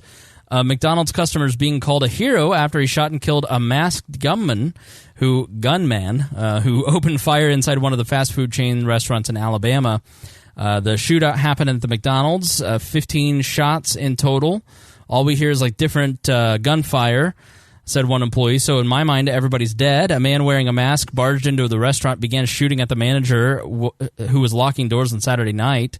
A man who was leaving the McDonald's with his two sons then drew out his own gun and shot the masked man, who later died at a local hospital. So here's an incidence of somebody who is armed in a society where everyone has the ability to protect themselves and their immediate surroundings. Well, and he was able to prevent a further loss of life besides the perpetrator. So, yes, it's great when you have the ability to open carry. I mean, we definitely have issues with gun-free zones, but in this case, you're talking about a religious service. You're talking about a situation in which people are going to intentionally being unarmed. So, it's an extra kind of cruelty. Yeah, but I think synagogues. I listened specifically to Ben Shapiro on Monday to see what he said. He was talking about how his every synagogue, every Jewish school, it's a way of life for Jews, and that everywhere they go, almost every synagogue has armed guards. Has the synagogue here in Indianapolis? There's only a couple, and some kid from actually from Reinhold's hometown drove up to the synagogue and drew a swastika on it, and so the reality is that violence is going to happen in the human animal, and it doesn't matter where you're at. You should have the ability to protect yourself and your community, and I don't think that a religious zone makes that any less necessary. In fact, I think it makes it more necessary because it's a large gathering of people, and it shouldn't be that way. But that's just the reality of living in the world at any point in human history, now or in the future or in the past. So, I guess that could really just comes down to the is, ought, should issue. There is this the society that you want to perpetuate? I don't think that it is a matter of perpetuation. I think it's a matter of being realistic. I think there's two services, like the black church this week, and then also the Jewish synagogue. I think that's just how it is. I think. Well, okay, but this is the idea behind terrorism. Terrorism works when you're terrorized into changing your behavior. Sure. When you're made to act like you're not safe at any given time. Like, I mean, it is taken a lot to just be comfortable, like walking to my car through a well-lit area and not having to like prepare to take down an attacker, because realistically, like, that's fairly low chances. And if that was going to happen, I probably was not going to be able to protect myself anyways. That's the difference between, how much of it is accepting reality. Like, yes, there's a reality that you're always at risk no matter what you do. But how much of a risk is that? How much of a risk are you willing to pretend there is? Well, this is an argument that I have with Harry. That I make the point that you're making, and Harry makes the point I'm making. I make the point that we're safer than we've ever been in human history. Like, life is better than it's ever been. We're going to talk about the history of political violence in America. But that still doesn't change the fact that every human interaction involves risk. You can never zero out that risk. See, now you sound like Harry. Harry's like, you have no idea how in danger you are all the time. You should Harry's so paranoid, Sarah. That I just believe in conscious risk taking, like risk aware. Be aware that everything that you are doing is risky, and therefore you're never fully safe, but you are safe. Right. Like, you have to take a risk every time, but you're also taking the risk that, like, you're a really good person. Harry claims that I should call the police and tell them that we're doing a live stream every single time we live stream, because someone could crank call a bomb threat and the police will knock on my door and kill us while we're doing the show. And I go, Harry, there are limits to being paranoid. Yeah. Like, I'm paranoid, but that's ridiculous. Yeah. So yeah, I mean, like I had this conversation with my husband. We live in a very safe, very small town. Like I've looked up, the crime rates and everything, and it's one of those places that's so small that like the crime rate looks like very standard. Mm-hmm. That's only because there's very few people and there were like 2 property crimes. Right. So, we've had debates about, it's okay to go and walk somewhere by yourself. It's okay to walk a couple blocks even in the evening. Yeah. It's very safe, but it's hard to get past that. I forget what I was listening to, but they were talking about that mentality where it's the idea of free-range children, for instance. Oh, yeah. You probably know all about it. Tell us about free-range children. So it's kind of the opposite of helicopter parenting. So one of the things that's really emphasized now and even made legally required in a lot of ways is you have to kind of be tethered to a child at all times. It causes so many issues developmentally, because it's really important that kids learn how to be independent and learn how to make good decisions on their own. So free range parenting is just the idea that like you can allow kids to be kids and you have to give them some freedom. It's letting kids walk to a park. If you've got a 10-year-old and an 8-year-old and a 6-year-old, they can all walk down the street to a park and play by themselves. And they don't necessarily require adult supervision. But in some places, that's considered child neglect, and that can get you arrested. Yeah, we did an episode. If you look free range children up in the feed, you'll see an episode about parents who let their kids walk to the park, and they got their kids taken away by CPS. Oh, let me tell you about leaving a child in the car. This is the personal experience here. How does that happen? I have. Right now, I usually have 2 2-year-olds, and I have a 3-year-old that I have to pick up from preschool. So when I have only one 2-year-old, it's perfectly easy to just pop the kid out of the car, carry him, throw him in a quick stroller, and go in and get the 3-year-old and come back out. But when I have 2 kids, it's exponentially more difficult to get 2 2-year-olds out of a car, into a stroller, into a building, get a 3-year-old, and then get everybody back out and back into the car. It easily triples the amount of time. Right. So being absolutely terrified the first few times I did this, I made the conscious decision to acknowledge that, okay, they are safe. We are in a preschool parking lot. We are in a very well, it's fenced in even, like, and this is pretty much the safest place that they could be. I had a car that has, remote start. So if it's too hot, I can make sure to have the air conditioner on. If it's too cold, I can, have the heat on. That way they would always be comfortable. I wouldn't have to worry about like an overheated child, but I was so scared of coming back and having somebody like call the cops or broken a window because they decided it was unsafe that I left the kids in the car for the 2 minutes that it required me to walk in and get the 3rd child. Right. I didn't have any issues with it, but like that is such an ingrained fear.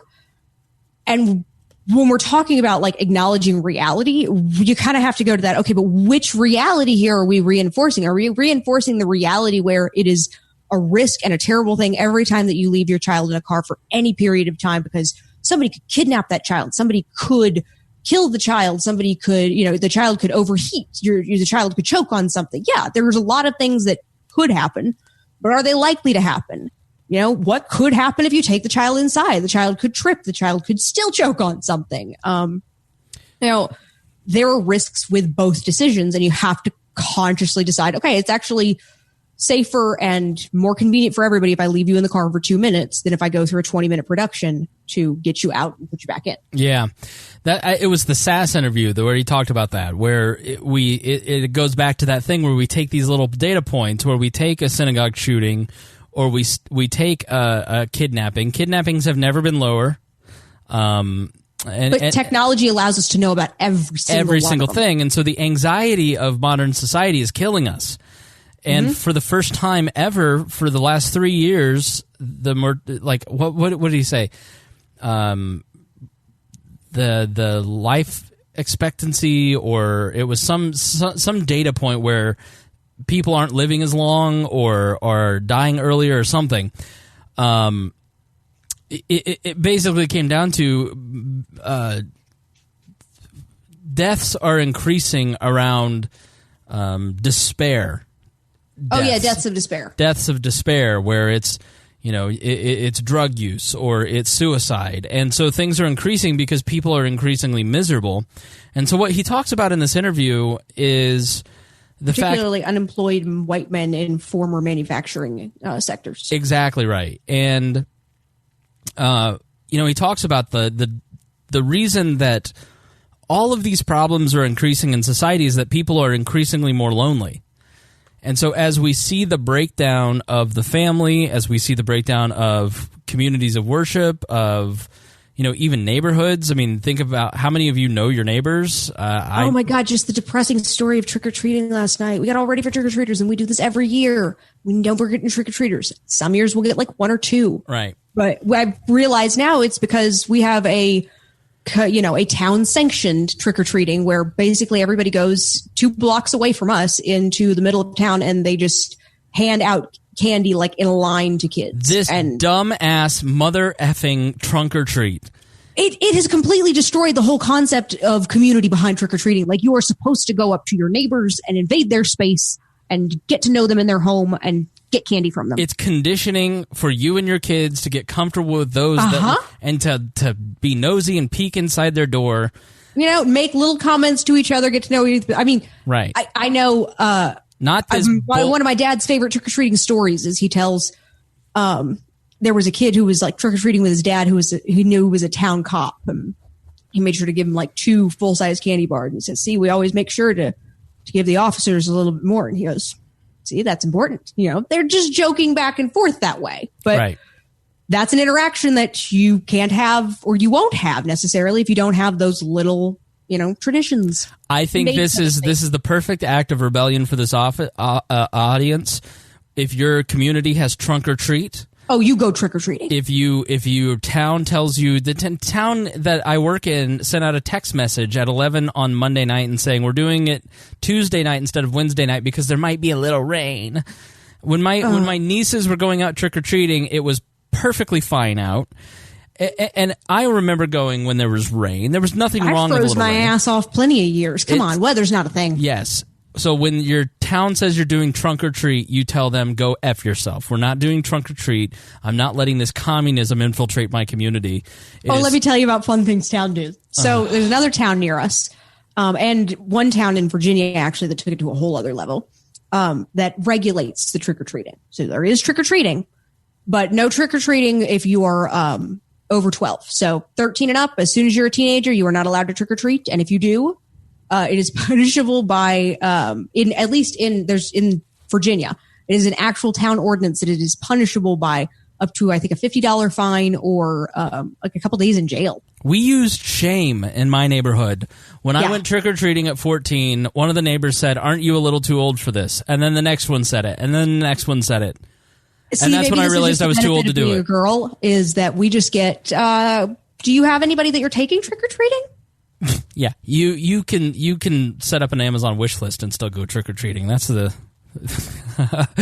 So I think that if your church does trunk or treat, like sometimes churches do things because they want to promote the community, bring people to the church parking lot, do trunk or treat.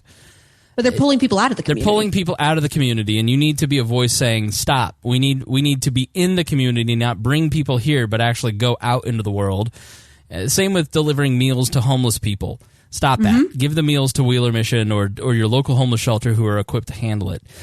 So we've drifted off. Let's move back to the question of Donald Trump. How complicit is he in the violent rhetoric that goes on? I've made my point. I don't feel that he is. I feel that in the violence or in the violent rhetoric. In this particular violence, I don't see any. Like, the caravan thing is an unfortunate coincidence. These people are crazy. These are wackos who are trying to. They have pathologies. They're not trying. Maybe they're trying to make themselves famous, but they're sick individuals, and that's what you see in a lot of these mass shootings. Is these are people with pathologies that it doesn't matter whatever you blame it on. That is the circumstance. It's their broken brain that make them do it. But when it comes to the rhetoric around politics today, I do think Trump bears, like any president, he bears responsibility from a top-down perspective. I think Barack Obama, for instance, they're responsible for how they use the bully pulpit, if nothing else. Like Barack Obama used he used shame and he used mocking a lot.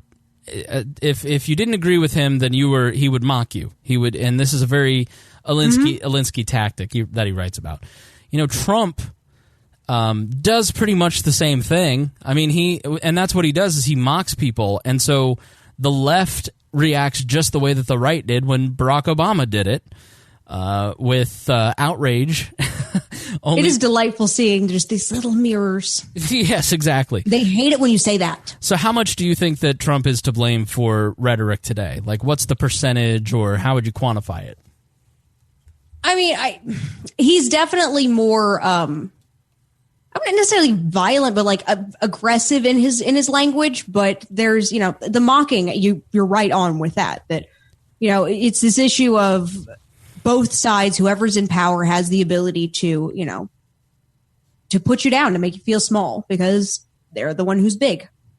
Yeah. And it works. I mean, here in Indiana, the most effective reason that people wouldn't vote for Rupert Boneham in 2012 for governor was that he had a beard. I can't vote for somebody for governor because he has a beard. And so really? I got my revenge this year when Mike... Oh, how many times did you hear, but what is Aleppo? I can't. Like, at least that was a failure of some substance and policy as opposed to a facial hair. Yeah. But Mike Braun here in Indiana is running for Senate, and the guy doesn't ever wear a suit to the debates. He's like the only candidate that's never worn a suit in the statewide debates. He dresses in a blue shirt. It's his thing. He is always in that blue shirt. That's like his calling card for whatever reason, and it's widely mocked. And he has transition lenses. And so during the televised debates, I make the point in various humorous ways that he disrespects voters by not dressing up for the part. And it drives Republicans out of their mind. And because this little superfluous, they're like, who cares? Who cares? Who cares? It's like, well, who cares that Rupert had a beard? Like a congressman's wife apparently brought it up.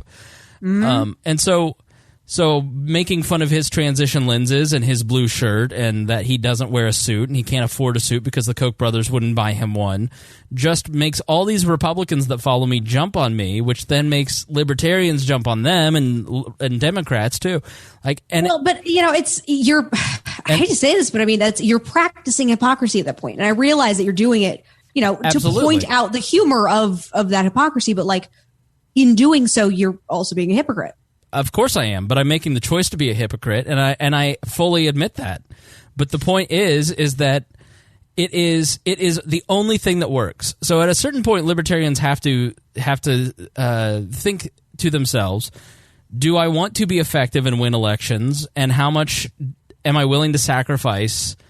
Versus just like I could sit there and I could tweet out all night Lucy's policy positions, and I could tweet out insightful commentary that is polite about Mike Braun or Joe Donnelly, and no one's going to give a shit.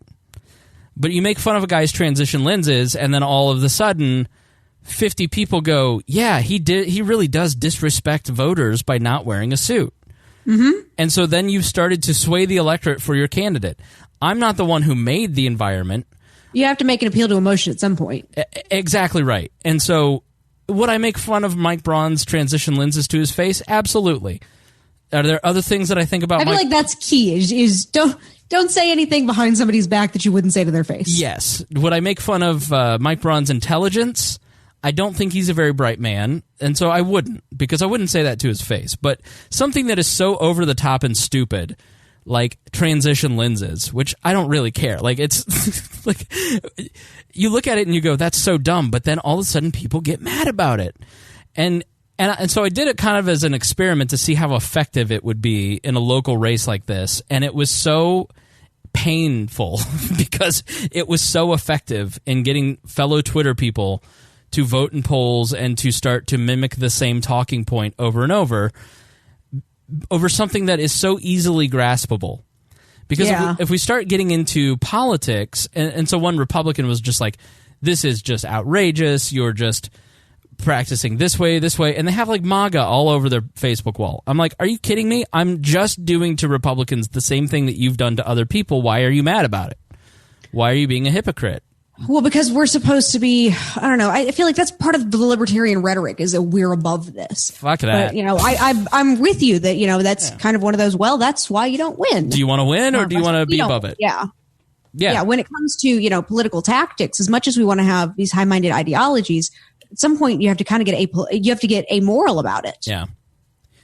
I mean, I genuinely think that he's disrespecting voters, and I'm saying it in a way that I think is funny. It definitely does sometimes make you cringe using tactics that you know are successful because you're like, I hate that this works on people. Yep. You know, and so if I didn't think that it was a serious point, that I wouldn't say it. Like the transition lenses thing is just funny to me because it's like something. I'm just picturing it. Yeah, and so he's on the stage debate lights. Yeah, and then all of a sudden they get dark, and you're just like, what? But I wear myself. But I fully admit that it's hypocritical. But at the end of the day, we're in the middle of a campaign, and I want Lucy to beat her record from 2016, and I want Lucy to win. And I don't think that either one of them should be elected. There is there's been three. There's nothing to spoil here. There's 3 mailers that have been sent out by the Democratic Party calling the tax hike king of Indiana. And he voted for all these tax hikes, and then it promotes Lucy Brenton, the Libertarian candidate here in Indiana, and it's paid for by the Indiana Democrats. And so the Republicans are losing their mind over it and demanding that Libertarians denounce it. And it's true. And I just went on and I said, name one thing on that flyer that's wrong. There's nothing on it that's wrong.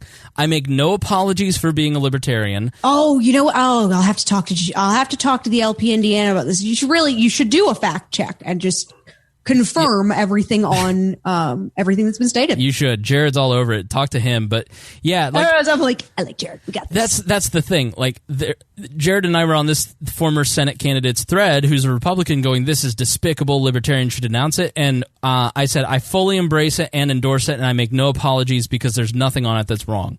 And then we started posting pictures of GOP tier buckets, and because to make a very specific point to all those watching, make no apologies for being a libertarian. You shouldn't make apologies for it. And that is one thing that Donald Trump, I think, has taught me, is that you may have to make a lot of explanations. You may have to, you have to be tough at a certain point. You can't make apologies for not being popular. And as a person who is a natural people pleaser, I sometimes want to go, I'm sorry, I know this isn't but it's really helpful. And that to me is nonsense. I'm happy that Lucy Brenton has 3 and hopefully 6 more mailers coming in your mailbox here in Indiana. And I don't care who paid for it. Because at the end of the day, it helps a person who should be senator and hurts a person who should not. And I make no apologies for it. I make no apologies for the fact that I support Lucy Brenton, and neither should you. Well, and just kind of, back to the whole, it's just one hypocrisy after the other is, I know I like political mailers. I always ask people to just save me whatever political mailers you get because, there is something to be said about there's no such thing as bad press, especially even when it comes to, political mailers. If you got people who are in the middle or who are even on your side, your negative or attack mailers may not necessarily play out the way that your opponent intends them to.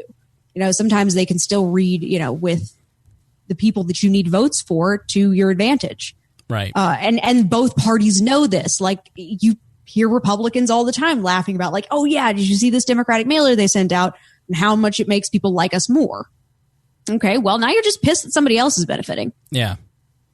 One thing that was brought up we have a weekly call with our co-hosts and writers, and one of our guys, who shall go nameless, mentioned the command climate. He's in the military, and I never heard this, and he goes, this is where Donald Trump fails, because Donald Trump is responsible because he fails to be a good commander, he fails to be a good leader. And so I had him write some stuff up, and he actually pulled from the Army Doctrine, Army Regulation 600-100. The definition is it's an organizational climate. So the command climate is basically the attitude that the organization has because of the way that the leader operates. And so the climate of an organization is how people interact within the culture of their peers, subordinates, and leaders. Observed policies and practices often drive climate, reflecting the leader's character. The greatest influence on an organization's climate is the quality of its leadership. The commander sets the example by establishing high standards and expectations for the organization and its members. The best commanders place a high priority on personally developing their subordinate leaders, caring for the welfare of soldiers, Army civilians, and their families, while creating a rewarding climate of shared mutual trust and pride in team contributions to mission accomplishment. So I want you to think about Donald Trump and how he operates his staff, how you've heard him operate his business, and then how the society is functioning under Donald Trump as a leader. As I read these 6 overarching characteristics of a healthy Army culture and organizational climate. The organizational culture and unit climate fosters unity, cohesion, and trust in accordance with the Army ethic. Sarah, do you think that Donald Trump embodies unity? Does he foster unity? Does he foster cohesion? And does he foster trust? No, I think that's exactly counter to his goals. That doesn't work with his base. Right. Number 2, the culture promotes and rewards mental agility. Okay. I love the highly uneducated. Right. I know all the best words. The ability to break from established paradigms, recognize new patterns or circumstances, and adopt new solutions to problems. Has Donald Trump fostered mental agility? Has he tried to recognize new patterns and find new solutions to the big problems of our day? I think he tries to recognize new patterns, but I think he tends to default back to old solutions. I think he thinks about things in terms of pattern. If you want to know how Donald Trump views policy, think about 1940s and 50s movies. Yeah, I mean it is. He's still in a very Cold War mindset in a lot of ways, which is just weird in 2018. This one's not terribly applicable. The organization, number 3, the organization selects leaders and reward members who demonstrate the ability to sense and understand the environment quickly, to exploit fleeting opportunities or counter unexpected threats. I think he's actually very good at this. Exploit fleeting opportunities or counter unexpected threats. He did not expect that there would be a bomber. He was very frustrated that the bomber was making headlines. Then the shooting was a tragedy that he knew could overwhelm him days before. And so what does he do early this week? First thing Monday morning, I want to overturn the 14th Amendment by executive order. Yeah, they tell me I can't do it, but I've been told I can. Right. So I think he does that one well.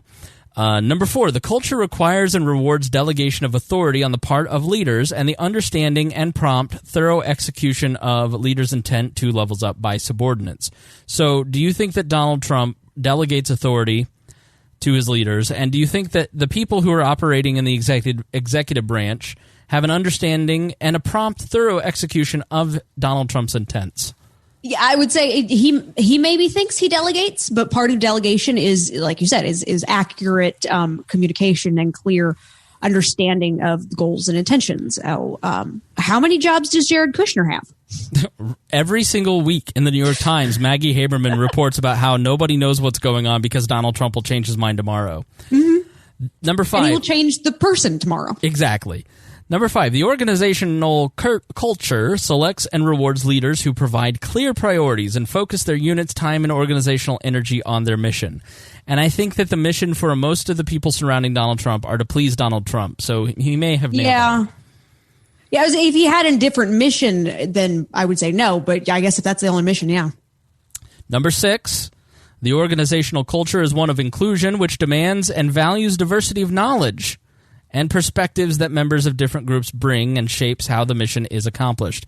So do you think, Mitch Daniels here, when he became governor, hired Mickey Maurer, a Democrat, to run the Commerce Division. He wanted to hire the best and brightest. George Bush, brought in a lot of people who, had worked with his dad, but there were also some people like Colin Powell who disagreed with a lot of things. Mm-hmm. Barack Obama, I think, had some level of intellectual diversity. You do find few people within the Trump administration who can get away with disagreeing with him, right? But it's definitely not a rule. I mean, I was impressed at how long Nikki Haley stuck around. Yeah. So and I would say, let's continue on. The state of morale and level of satisfaction of members of an organization is the climate as it's defined. So command climate is a reflection of unit's members' perceptions about the unit, and creating a positive organizational climate is a core leader competency. And so I just don't think that Donald Trump is very competent as a leader, to be honest. And our researcher writes, a positive command climate is best described as an environment that fosters trust, open communication, and an overall positive mindset towards the mission at hand. The opposite of a positive command climate is always referred to as a toxic command climate. Within a toxic command climate, subordinates are typically micromanaged, belittled, there is no trust, there is no communication, and people dread coming to work. Which has been said by people who have left the administration. The Army puts a lot of emphasis on ensuring leaders create a positive command climate, and it is believed that the actions and attitude are a direct reflection of a leader. Toxic is a really good and really important word there. You take something that can be good and it corrupts it and makes it terrible. So he's saying, I've seen the effect a brigade commander has on an organization of 4,500 soldiers as they start to embody his attitude. And so you have this group of people, and yes, we'd all like to think that the military is somehow more Borg-like than human beings, but let's be honest, your Aunt Donna's Facebook feed looks just like your Uncle Roy's. I mentioned command climate because it is interesting to see the effect Trump has had on the Republican Party. He is also our commander-in-chief in the military, so his leadership has had an effect on our organization. The idea that the leader at the top sets the tone for the organization he leads is absolutely self-evident for me. I'd be very curious to look into the different climates set by Obama and Trump, where they differed, and what the effects are on the close circle of people the president works for. I would say that Barack Obama, I think, had a fairly poor ability to lead people. I think Bush had a little bit of a better ability to lead people because he had been a governor. I think there's something to be said for somebody who has been in the executive branch and then becomes president or is a business owner. And so Donald Trump had like 5 employees. I mean, he really in his corporate headquarters, people who were very close to him.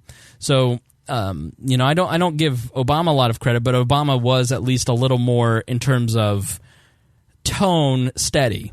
But regulation not as much. So, but I thought it was a very interesting idea. I think what Obama was that Trump has taken, to the next level there is he didn't view himself necessarily in that command role. Right. So in that role where you need to be, you need to be an example, you need to show what kind of behavior you expect. He rather viewed himself as the figurehead. And when you're dealing with any company, the job of the CEO and the job of the spokesperson are not necessarily the same. And a lot of times you don't want them to be the same person, because the person who's going to, provide a good example and care about the people is not the same person who's going to, get really good interviews for the press. And now you've got Trump, because now we just expect, okay, well, we want a good spokesperson. The president is supposed to just be our spokesperson, right? Right. And he has no command abilities, and that has its impact. Yeah, I think as we talked in the last episode with Rob from the Swamp, his inability to fill out and staff the executive branch has brought a lot of chaos on the government, and so ultimately his chaotic personality and style, I think, has brought some chaos to society. What I hate is that it matters so much who president. It matters to society and how we act. Who is president has that much effect on us, and I really do think that it does have some effect. I think the presidency is far too powerful because we look at them. Part of it is that we do look at the president for moral leadership, maybe not consciously, but we do. But then at the same time, you watch the Sunday shows and they're all like, "Oh, these guys think that we still think of politicians as moral. We look to them for leadership." Okay. So it bugs me that it really does matter what kind of leadership style the president has in terms of the country. So it can bug you. It's still impactful. I know. That's why we gotta get rid of this government. That's number one. So what, are you going to become an anarchist now? I mean, my views are very close to an anarchist, but I'm too practical. I want to solve problems. The best way I've ever heard it put was, I think anarchy it's just not sustainable because small governments would pop up in like a couple weeks. Yeah. Well, the point of this entire show, and part of what I want to do in my life, is use this show to impact people with the message that liberty starts with your personal development. And so, you have to be a good person. Yeah. If we don't change ourselves, if we don't change our culture by changing ourselves, and then our culture changes our government. Liberty demands character, and that's something that really differentiates it from from authoritarian philosophies. And this is something you hear brought up a lot is people just want to ask, oh, well, I want to be able to, I care about this as a topic, and that therefore our government should address it. Yeah. Rather than saying, I care about this, therefore I want to do something about it. But then whenever you want to undermine, the other side, you're like, oh, well, if you really cared about that, what are you personally doing? Right. I think what makes libertarians different is that we at least should, and a lot of libertarians I know do take the steps to realize, like, you have to have that personal action and go, well, actually, when I say I care about children and I think that we should not be, separating them from their families, I say that because these are the things that I do in my community to help children and families. Right. Yeah. If you want to get rid of welfare, but you have no set structure in your life where you're giving to people. Do any sort of like helping feed the poor? Yeah. There's no service aspect to your life. Then do you know where your local food pantry is? Right. And so I think it's things like that you have to think, if we eradicate this thing, then how do we solve that thing? Because the reality is that we have this notion that somehow we live in this like overwhelmingly structured society. You pretty much live in anarchy on a daily basis in certain ways. You may have less money in your paycheck, but it's just like my tires, for instance. Nobody was protecting my property, and nobody has since tried to recover my property. Yeah. The police don't really protect you, and they have really no business protecting you. Like, you live on the edge of anarchy on a daily basis. And boy, when all these bubbles start popping, I guarantee in the next 1 to 2 years, we're going to. The only thing that the government really holds is the threat of, enforcement. And I think the thing that career criminals seem to have kind of figured out is like, at what point that is just a threat. Yes, and so if your personal behavior isn't going to change the world, if all government ended today and you weren't doing anything differently, like, what would that look like? And so I think you really have to think about your own behavior, your own character, and how you interact with people. And it starts with non-violence towards others, which we'll talk about in a bit. But I want to talk about violence, because we have this idea, as we've talked about, that we live in like this crazy time. Like, you'd think, Sarah, if you watched the news, that we lived in the most violent political era of all time. It's because it's all on video. Right.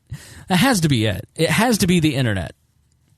Well, it's more in your face. I mean, this happened with... My face is not Vietnam violent. War. Think of the Vietnam War. We've had a lot more war before we started getting video of war. And then we went, oh, shoot, is this what we're doing? Because I don't want to be part of this. And notice how we've changed the nature of war to kind of keep it out of the headlines? Oh, yeah. Well, and to separate it, too. I mean, now you've drone warfare. You're actually dealing with a whole new phenomenon of drone pilots having PTSD, but there is a different way of dealing with it because it has a whole different set of triggers, because they're dealing with PTSD from their actions from thousands of miles away. It's amazing. I hadn't heard that. Mm-hmm. So our great research team put together some of the highlights of violence in American political history, and a lot of this, I knew some of it, but some of it is really surprising. And then after we kind of go through some of these instances, we're going to give you the straight dope on whether or not this is indeed a more violent time. First, Bleeding Kansas, 1854 to 61, an interstate civil war which took place in the years leading up to the American Civil War in Kansas. 56 people were killed in the fights between pro and anti-slavery factions. We've talked about this on some bonus content before. The Haymarket Affair in 1886. A bomb blast erupted during a workers' demonstration. Police ended up opening fire, and 11 people were killed. And that was a bunch of commies. The Wilmington insurrection out near you in North Carolina in 1898. I don't know if you've heard of this. It's called I'm sure there's a few battlefields. Yeah, it's called the only successful coup in U.S. history. North Carolina's Democratic Party instigated a violent overthrow of the democratically elected fusionist government.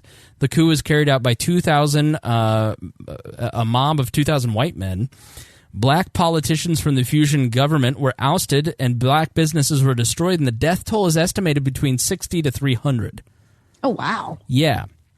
1920, you had the Wall Street bombing. 100 pounds of dynamite was detonated across from J.P. Morgan and Chase, killing 38 and wounding hundreds more. The bombing was never solved, but anarchist and communist groups were blamed and investigated. Then, of course, you have the Klan from 1865 through the Civil Rights era. 100 years of just African Americans living in fear, being murdered. Oftentimes from local governments and police, if they were not involved, they turned a blind eye or helped facilitate it, or were Klan members themselves. So let's go to kind of some of the more recent events. Those are the most deadly events. Let's go to the more recent. The Weather Underground from 69 to 77, founded at the University of Michigan, the Students for Democratic Society, a left-wing campus group. The Weather Underground formally declared war on the U.S. government, and they were responsible for several bombings, including in the Pentagon. From 73 to 75, the Symbionese Liberation Army, they kidnapped Patty Hearst. They committed 2 murders and several bank robberies. Antifa, which is currently active. Antifa has its roots in 20s Germany as Anti-Fascist Action. I don't know German. My great-grandfather's very disappointed. A group that battled an organized fascist movement. Basically, they were the guys fighting the brown shirts in the streets in the 20s in Germany. And so now they're back. They believe in direct action against any perceived fascism. Now they just call everything fascism, including shutting down a debate between Yaron Brook and Sargon Akkad in Britain at the College of London. They practice something called a black bloc, where they all dress in black and cover their faces and block things from happening. Yeah. Yeah. I think it is important that we start really recognizing Antifa as it's on par with the Weather Underground. I think we're in the beginning stages of them. We're starting to see more action from them. I think it's starting as they attack. If they attack people on the right, or they just attack regular people trying to drive down the streets, the media doesn't care. But when they start attacking the media and breaking their cameras, now we're starting to actually see coverage of it. Right. But then a Proud Boy on the right kicks somebody, and then all of a sudden it's breaking front page news. Right. It is. It's just different standards for the left and right. And that does drive people crazy. And then the left tries to gaslight us and say they don't. The media says, I don't do that. We don't do that. We're straight and fair and honest. It's like, no, you're not. Everybody has their bias. Exactly. May 19th Communist Organization, active from 78 to 85, a splinter group of the WOU. They were tied to the Black Liberation Movement, and they fell apart by 85 when they were arrested by the FBI. So those, that's 69 to 85 there here in America. Then in 92, you had the Ruby Ridge standoff, where Randy Weaver, former Army engineer and alleged white supremacist, refused to become an ATF informant after he bought 2 illegally modified shotguns from an undercover agent. He didn't appear in court, and so the FBI and the ATF and the U.S. Marshals went up to his compound, and there was a shootout. His 14-year-old son was killed. I think they killed his wife first, or the son first, and then it was a standoff between... The initial shootout was between a team of 6 marshals who were surveilling the property, and then 1 marshal was killed. 2 members of the Weaver family died before the standoff ended. They also killed the family's dog. And it was a very radical thing that the government, for the first time, the government really was going after people, and people died. And I think it was a moment when people... So, Sarah, we always talk about the force of government, but this was a moment where the force of government was fully on display. And because this guy didn't comply with what the government said, his wife, his son, and his dog ended up being killed by government agents as they descended on his home. He faced that government gun that we always talk about, that we're always told is just, you're just exaggerating. I was in second grade. Like, this is 1992. This is not that far off. Well, that's when I was born, actually. Oh, rub it in. 96 Olympics bombing. Eric Rudolph carried out pipe bombings that killed 2 and wounded 111 because he wanted to embarrass the government for condoning abortion and homosexuality. Then there was the 51-day siege at Waco in 1993, a cult led by David Kokesh, where they were suspected of stockpiling firearms on their ranch. And 86 Davidians, women, and children were amongst the dead. And then, motivated by the Ruby Ridge and the Waco siege, Timothy McVeigh killed 168 in Oklahoma City as he detonated a truck bomb outside of an FBI, outside of a federal government agency. And then there was a shooting. I mean, people don't even know, like Planned Parenthood shooting, where 3 were killed and 9 were injured at an abortion clinic in Colorado Springs. So there are things that have continually happened, but they're kind of lessening. So there is definitely a downturn in political violence. Go ahead. I'd be interested to know how much of that is a downturn in intent for political violence and how much of that is a downturn in outcome. Well, violence is down. Murder is down. But I also agree with you. I also think that we have, as a society, a better awareness of people's pathologies and motivations.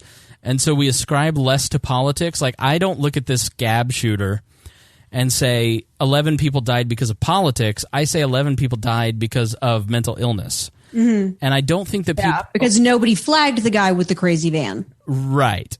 You know, I mean, he certainly was anti-religious. It was a hate crime. But at the end of the day, the guy, anybody who picks up a gun and intentionally kills a group of people, or really anybody, when it's not in self-defense. I think it's too easy, for us to write that off as like, oh, well, this clearly, anybody who has that intent, anybody who's capable of that, should have had, we should have known that. But at the same time, like, I'm not really confident there's any way to know for sure the difference between somebody who's actually going to go and shoot up a synagogue and somebody who has really problematic views and you try not to be around because you think he's kind of crazy. Well, the feeling is that if we get these people off of social networks, if we get these people out of polite society, so to speak, then that's going to stop this. And that's a fool's errand. No, that just drives people underground. That allows people to meet other people like them and plan. Or to become, we have lone gunmen all the time. You don't need other people in order to plan heinous acts. Right. So this is from Joseph Trevithick and Matthew Gault of warisboring.com. They write, the objectively low levels of violence in 2016, brawls at rallies aside, is a relatively recent phenomenon. In 240 years, assassins have gunned down 4 sitting presidents. Myriad individuals have planned to kill at least 18 of the nation's 44 chief executives. Of course, some would-be killers were driven by mental illness, cult beliefs, or a desire for fame rather than politics. They go on to talk about how the expanding voting rights is part of, while a necessary progressive step, is an unfortunate byproduct. I thought this was fascinating. As the roles expanded... more people who engage in political violence. It's right. More people have more skin in the game. Which is why, Sarah, we need to take away women's right to vote. As the roles expand... I'm just kidding. We need to... I have a crossbow. You can try. We need to get rid of white men's ability to vote. They're the dangerous ones. Yeah, here's the thing is that, like, that's never happened. And that's why we find it, like, so hilariously funny is because, like, oh, you can never even picture that. Whereas, like, it's a different kind of funny to say, like, oh, let's take away women's rights to vote. You've only had those for, like, not even 100 years. Yeah. As the roles expanded, a larger politically active populace grew. Reports of voter intimidation, vote buying, ballot stuffing, and other forms of election fraud became more common.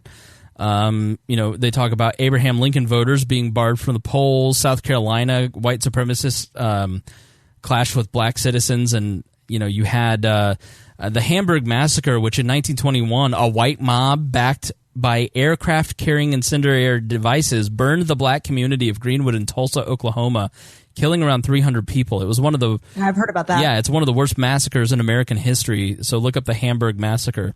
Obviously, you have the Klan, And so I thought that was interesting. As more people have more skin in the game and more people are involved in the political process, violence starts to tick up. So at least the violence that we consider political violence. I mean, yes. Prior to those people having rights, it wasn't political violence. It was just domestic violence, or it was just, keeping your slaves in line. So what is to come? Maybe it's just a transfer of violence. Maybe it's just now that we're all within the political realm now, there seems to be more political violence, even though there's less violence overall. We're just all more engaged in politics. I think everything is politics now because the government is involved in so much. And so it's also become the easy thing to blame. Yep. Sorry, conservatives. Football is politics because the government pays for stadiums. Right. Evolutionary anthropologist Peter Turchin believes political violence and its future potential can be analyzed quantitatively. So it's not enough just to have political discontent. So you have to have other factors that actually cause a rise in either revolution or major violence to happen. And so what he calls it is elite overproduction. And we've got the full article in the show notes.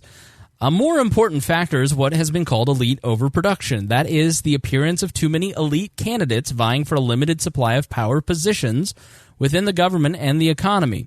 As written about in my book, War and Peace and War, elite overproduction results in intense intra-elite competition, polarization, and conflict that ultimately takes violent forms. So now think back to when I talked about that study, that report for earlier in the year. It is white elites on one side fighting white elites on the other, and we're all stuck in the middle. You never know what will break the camel's back, like in Tunisia, Mohamed Bouazizi, the fruit vendor in Tunisia. Think of a forest in which dead wood has been accumulating for many years. We don't know what will start the fire.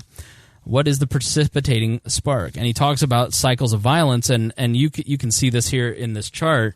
You can see in the 1800s, there's massive amounts of violence that takes place. And then there's an uptick in the 70s because of what we talked about. And it is on the rise, but it is still way, way, way down from where we were in the 70s and definitely in the 1800s. So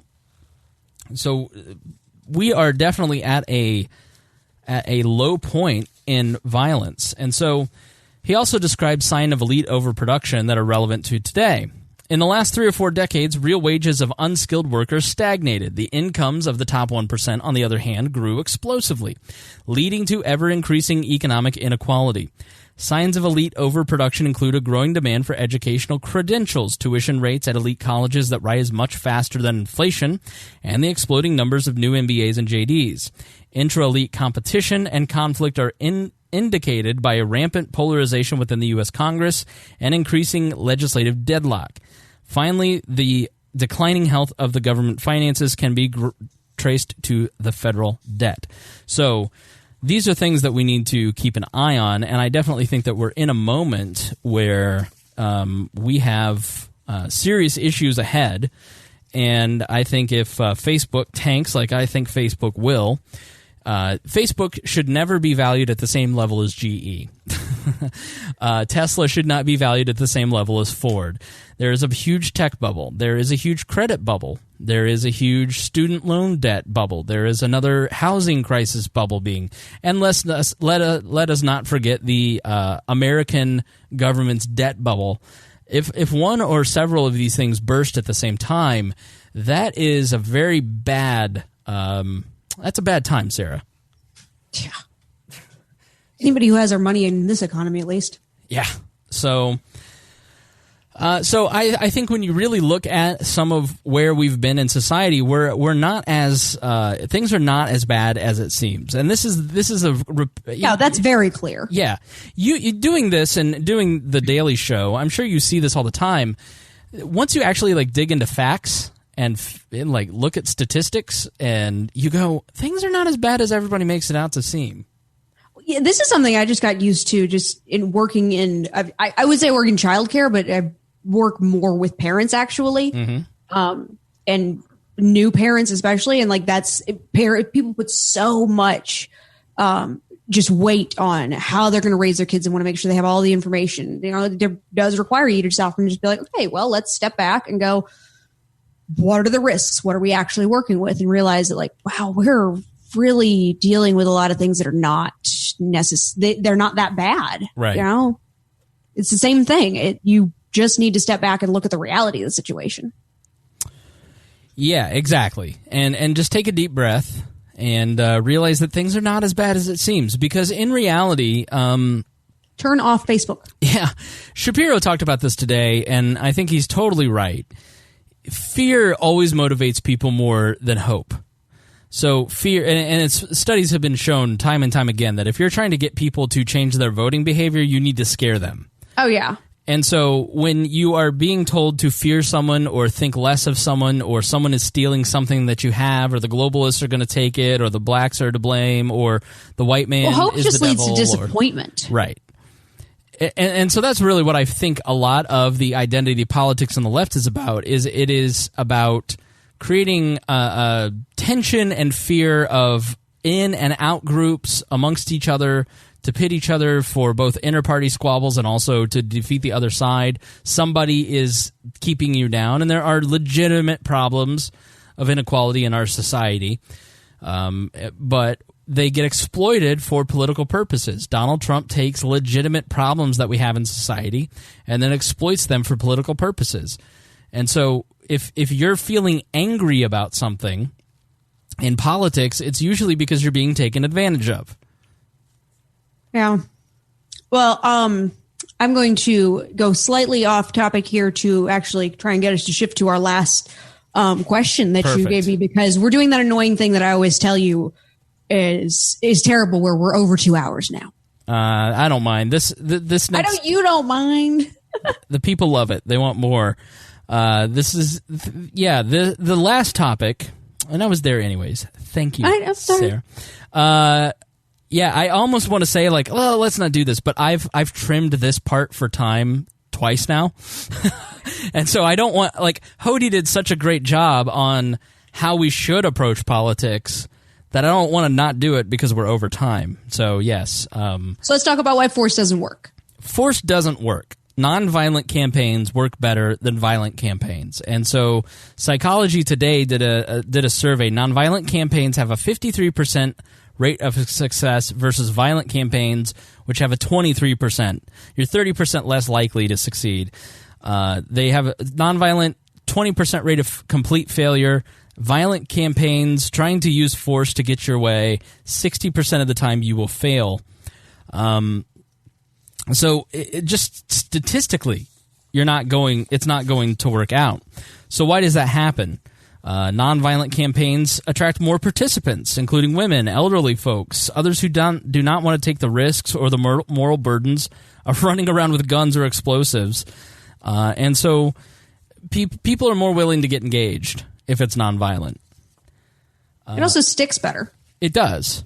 So second, when a tyrannical government acts to suppress a nonviolent movement, it is more likely to backfire. Government security forces don't want to open fire on unarmed civilians, especially when the crowd might include their mothers, daughters, friends, and neighbors. And if unarmed civilians are attacked, other citizens are likely to mobilize, and the government loses support from the local community, the international community, the local media, the financial sectors. It matters who hits first.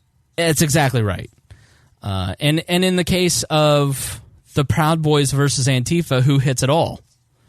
And as I've said before, libertarians, we may not think of ourselves as right or left, but the left, and by extension the media, mainstream media, certainly thinks of us as right of center. Yeah.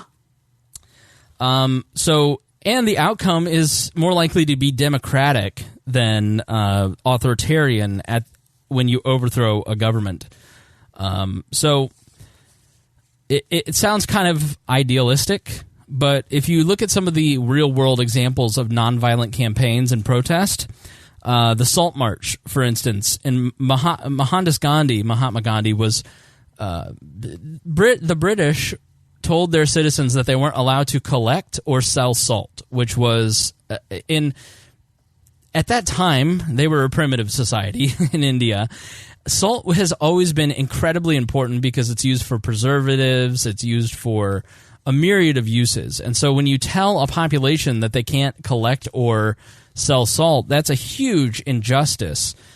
So he walked 240 miles, leading protesters to the Arabian Sea to pick up a small handful of salt out of the muddy waters of the sea. Only 17 years later, after this peaceful yet defiant act, India gained independence from Britain.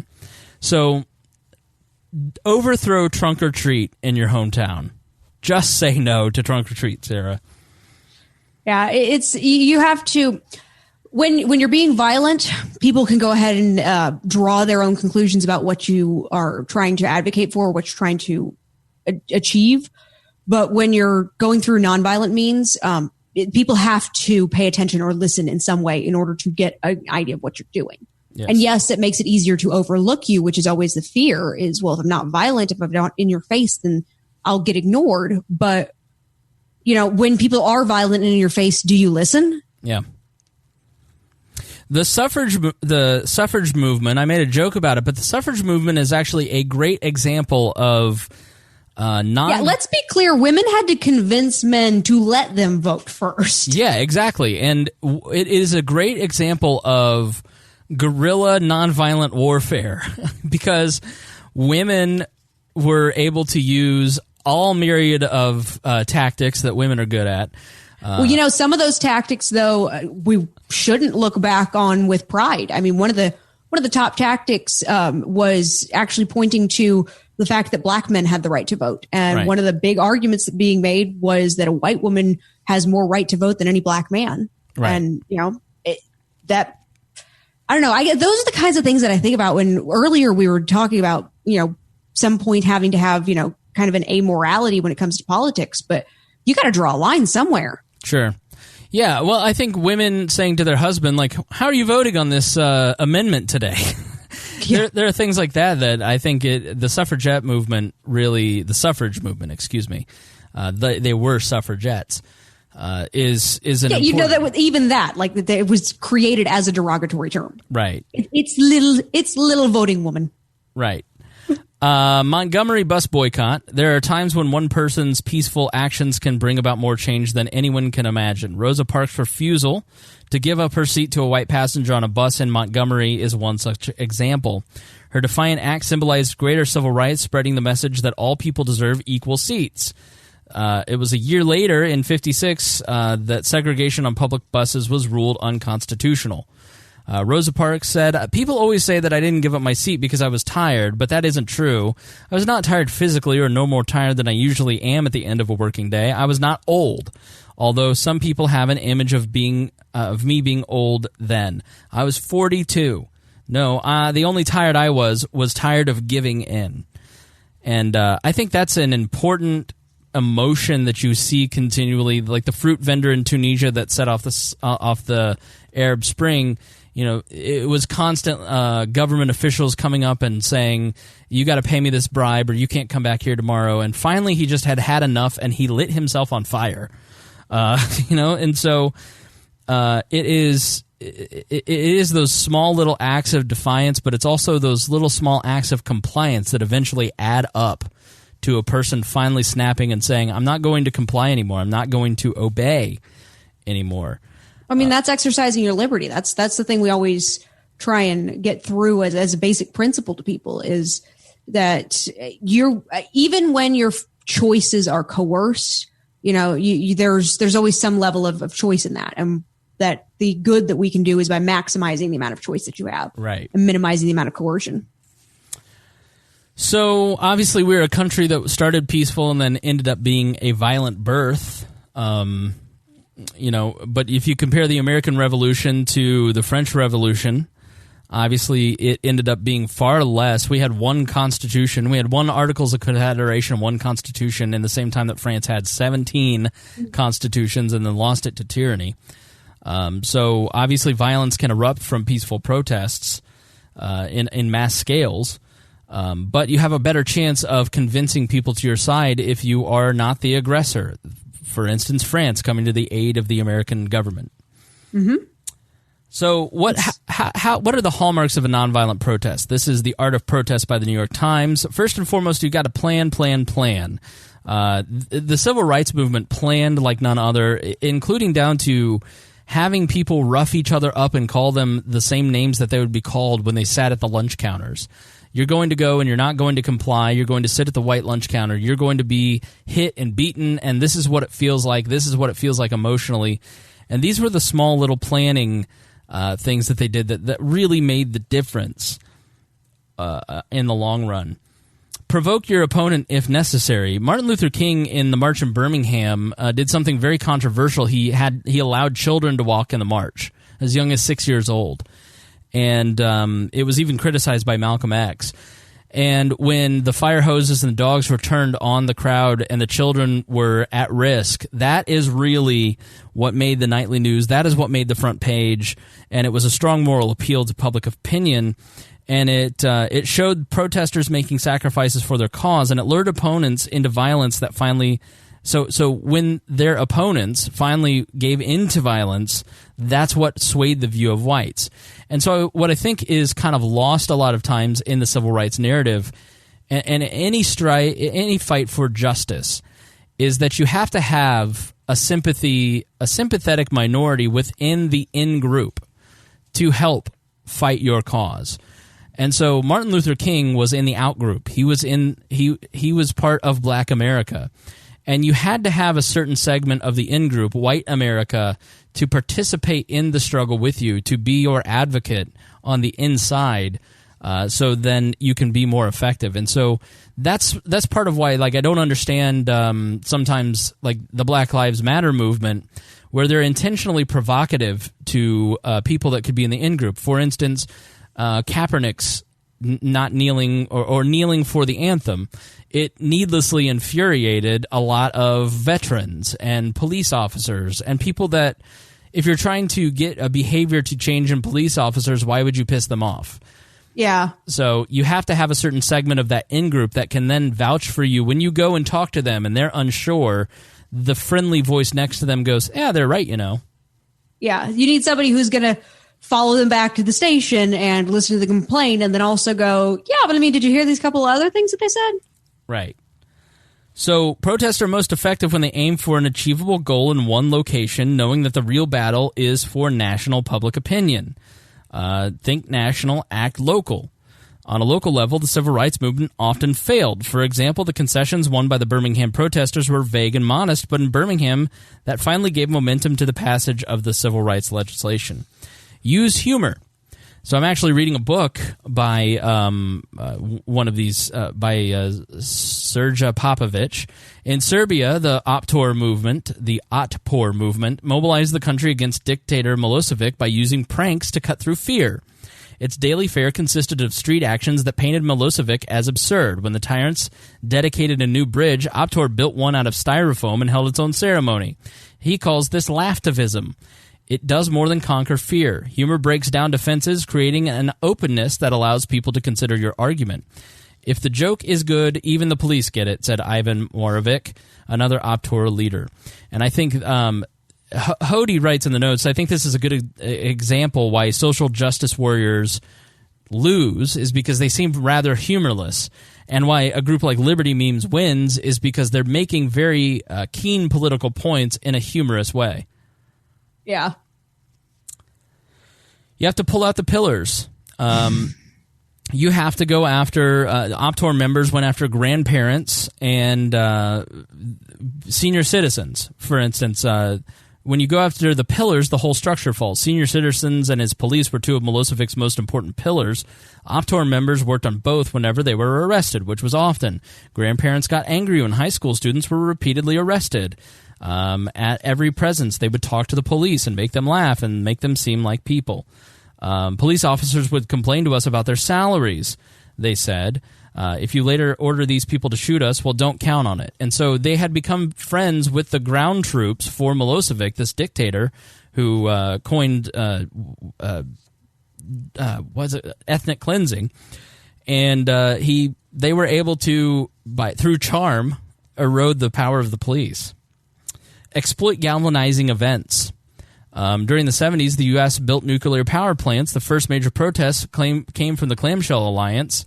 And then when reactor number 2 at 3 Mile Island melted down, then they were able to quickly mobilize and make their point quickly. But they had done work ahead of time. So yeah, I think those are some really great points in how to actually conduct yourself when you're planning in your local area. I mean, what are some local nonviolent activism things that you've seen successful in your time in politics? Oh gosh, put me on the spot there. That's hard. Yeah, I was actually thinking about what you said, where you act local, think national. Is one thing that was really big in North Carolina was actually the bathroom bill.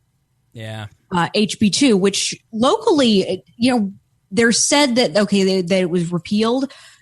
It was kind of a bullshit repeal. It didn't really do anything. It actually, in the repeal, it barred cities from being able to make any sort of non-discrimination ordinances for, I think, 3-year cooling down period. But it caused this big national conversation around like, whoa, is this something that we want to be legislating? And it caused, I know the Obama administration came out with, its guidance, which has now, gone into the Trump administration. But it was something that the people who were dealing with it locally knew that this was worth fighting. And they said this a lot too, that it was worth fighting for and getting something through because it was necessary to have the conversation. Yeah. Even if they weren't going to win. Yeah. And weren't there a lot of like funny attempts, like people would do things with the bathroom signs. Yeah. Oh, Charlotte is still a fantastic place to go. Just to go to the bathroom there, because you will not, you are hard pressed to actually find male and female signed bathrooms. There's some of them will just use just pictures of random things. The Prince symbol is a pretty popular one. But the whole point being, to get you to laugh and to question that, like, oh, this is literally just an arbitrary symbol that we've made. Transgender bathrooms have been masquerading for decades as family bathrooms, and nobody had a problem with it. Yeah. At my work, we have 2 bathrooms. And they have a male and a female sign, and we all go to the women's restroom all the time. And my female coworker was like, "This is the ladies' room." I go, "I don't see gender, okay? I am a progressive when it comes to not seeing gender. And so I am going to use the ladies' room if I have to, because I support." And she's very liberal, very, progressive. And so she couldn't even argue with me. Yeah, like, it's just a bathroom. The only reason, you know what? Tell her the only reason they're even gender segregated is because of government regulations. That's right. I don't care if there's tampons in there. I'm comfortable with my masculinity. I know things happen down there that I don't understand, like sex. Well, just a little more experience. Yeah, one day. All right, Sarah. Well, see, now you see what a commitment the big show is. It's a big commitment. It's are you tired? A little bit, but that's because you're like the last of my various appointments. Yeah. Story of my life, Sarah. All right. Well, final thoughts for the episode, please. And also shameless self-promotion for things like speaking of Liberty. I'm too tired to remember. Speaking of Liberty is a little bit on hiatus right now. So please check me out on YouTube at the We Are Libertarians channel for fundamental freedoms. We try to have a video out every Sunday. Some weeks we don't quite get the editing in time, but we are trying to get one out every week, and they're covering a variety of topics having to do with liberty. Just 2 minute definitely check us out on Wall Daily, though. Much more common there. The thing about the videos is, I know these are time commitments for people to listen to this stuff, and so Sarah really understands what she's talking about. Huh? 2 to 5 minutes. 2 to 5. Yeah, I'm not gonna. I won't pigeonhole you, but yeah, just on a basic topic that people are talking about, and here's the libertarian position, just to get you to think that you can share, send it to friends. And so we try to be as consistent as possible. But hey, we're all volunteers here at We Are Libertarians. And if you have any topics, that's always a help. If you have anything that you would really like, hey, can you give me a quick clip that I can share with some family and friends to explain this topic? We have one coming up that I'm going to record on our open borders policy. Why do we care about immigration like that? And honestly, if you're a kick-ass video editor, let us know. Oh, please. So I am highly technologically impaired. Oh, you guys have no idea. She's a boomer. So I do the editing, but yeah, there's a lot going on. So if you're a kick-ass video editor, especially After Effects, Premiere, Motion, all that stuff, if you want to get involved, please. They're very easy videos to edit, so it takes some time to organize here. So anyways, more final thoughts from you, Sarah. Just, but when it comes to peaceful action, this goes back to, I deal with this with kids. You can force kids to do what you want, but you're not teaching them to do what you want. You're teaching them that if they're going to do something you don't want, they should not do it in front of you. Yeah. So it's not a lesson that sticks. You, in order to get people to change their minds about any topic, even when you're right, especially when you're right, it has to be done deliberately, and it has to be done through careful reasoning and through addressing, like, how can I frame this so that it matters to you? And part of that is going to be listening to actually understand your perspective. You know what you should do? You should do a Wall Daily series called Political Boundaries, and it should be about a nanny's guide for adult boundaries in politics. Oh, I could do that. I think that'd be fascinating. I think you do a Wall Daily where you do the series where you talk about stuff like that, because I'm listening to that and I'm going, that's very common sense, but I don't think that's very common for people to have that sense. And so, you being a nanny, you really have thought deeply about human nature and psychology, so I think that'd be kind of interesting. Yeah, my job is I specialize in the teeny tiny ones, right? Where you're really teaching them academic stuff. All you get to teach them at that age is how to not be terrible adults when you grow up. Right. So, yeah, I would love to talk about that. We'll definitely have to do that then. Yeah, put that on the docket. Political Boundaries with Sarah Brady Wagner. All right. Any final thoughts? You've asked me a few times. I think I've given them. Okay. Do you have any final thoughts, sir? Listen, I like to make sure that you have said everything that you want to say, because I know that I get going, and then I I have more words, I'll make a video. And then forget that anybody else is there. Poor Harry. I just have to remember to breathe sometimes. All right. I have no final thoughts. I have said everything that I want to say. I just want you to think about your relationship with the government and think about what the impact. We talked about command and control with Donald Trump. Is it a healthy relationship? Is it an abusive relationship? Yeah, we talked about command and control with Donald Trump, and that is an individual, but when the real culprit is an overarching structure that lives above us. It's this man in the sky that's going to come out and get us at any given time, or it's going to bring us treats. And so we kind of have built up Santa Claus and Satan at the same time, and we just need to learn to start taking responsibility for ourselves. So everybody, thank you for listening to We Are Libertarians. We appreciate it. Please be listening to Wall Daily. Be listening to all of the shows, like the Brian Nichols Show. A major jump in his numbers. A lot of you have caught on. A fifth of the length of this. Yeah, they're all 20 minutes. The Wall Daily are perfect for a drive, so you can go and listen to those. We do 3 a week at this point, so you get two walls, or you get and you get three short episodes just to kind of fill you in about various topics. And yeah, perfect for a drive. And please, if you're on a commute, like our friend that wrote the letter last time, if you're on a commute, indoctrinate your friends with your commuters. All right, thank you for joining us here in this episode of We Are Libertarians. Don't forget the election night party on Zoom. So if you want to join in, you got to be a $10 a month Patreon subscriber. And listen, if you've made it to this point in the episode, then you need to be supporting the show. We need you to start. You care. You really do get something out of this. You like this show. You get something out of it. And if you get something out of something, you must give something back. And so be a share on Facebook or Twitter, or with a friend that you know is a libertarian or kind of libertarian leaning if they're conservative or liberal at the moment.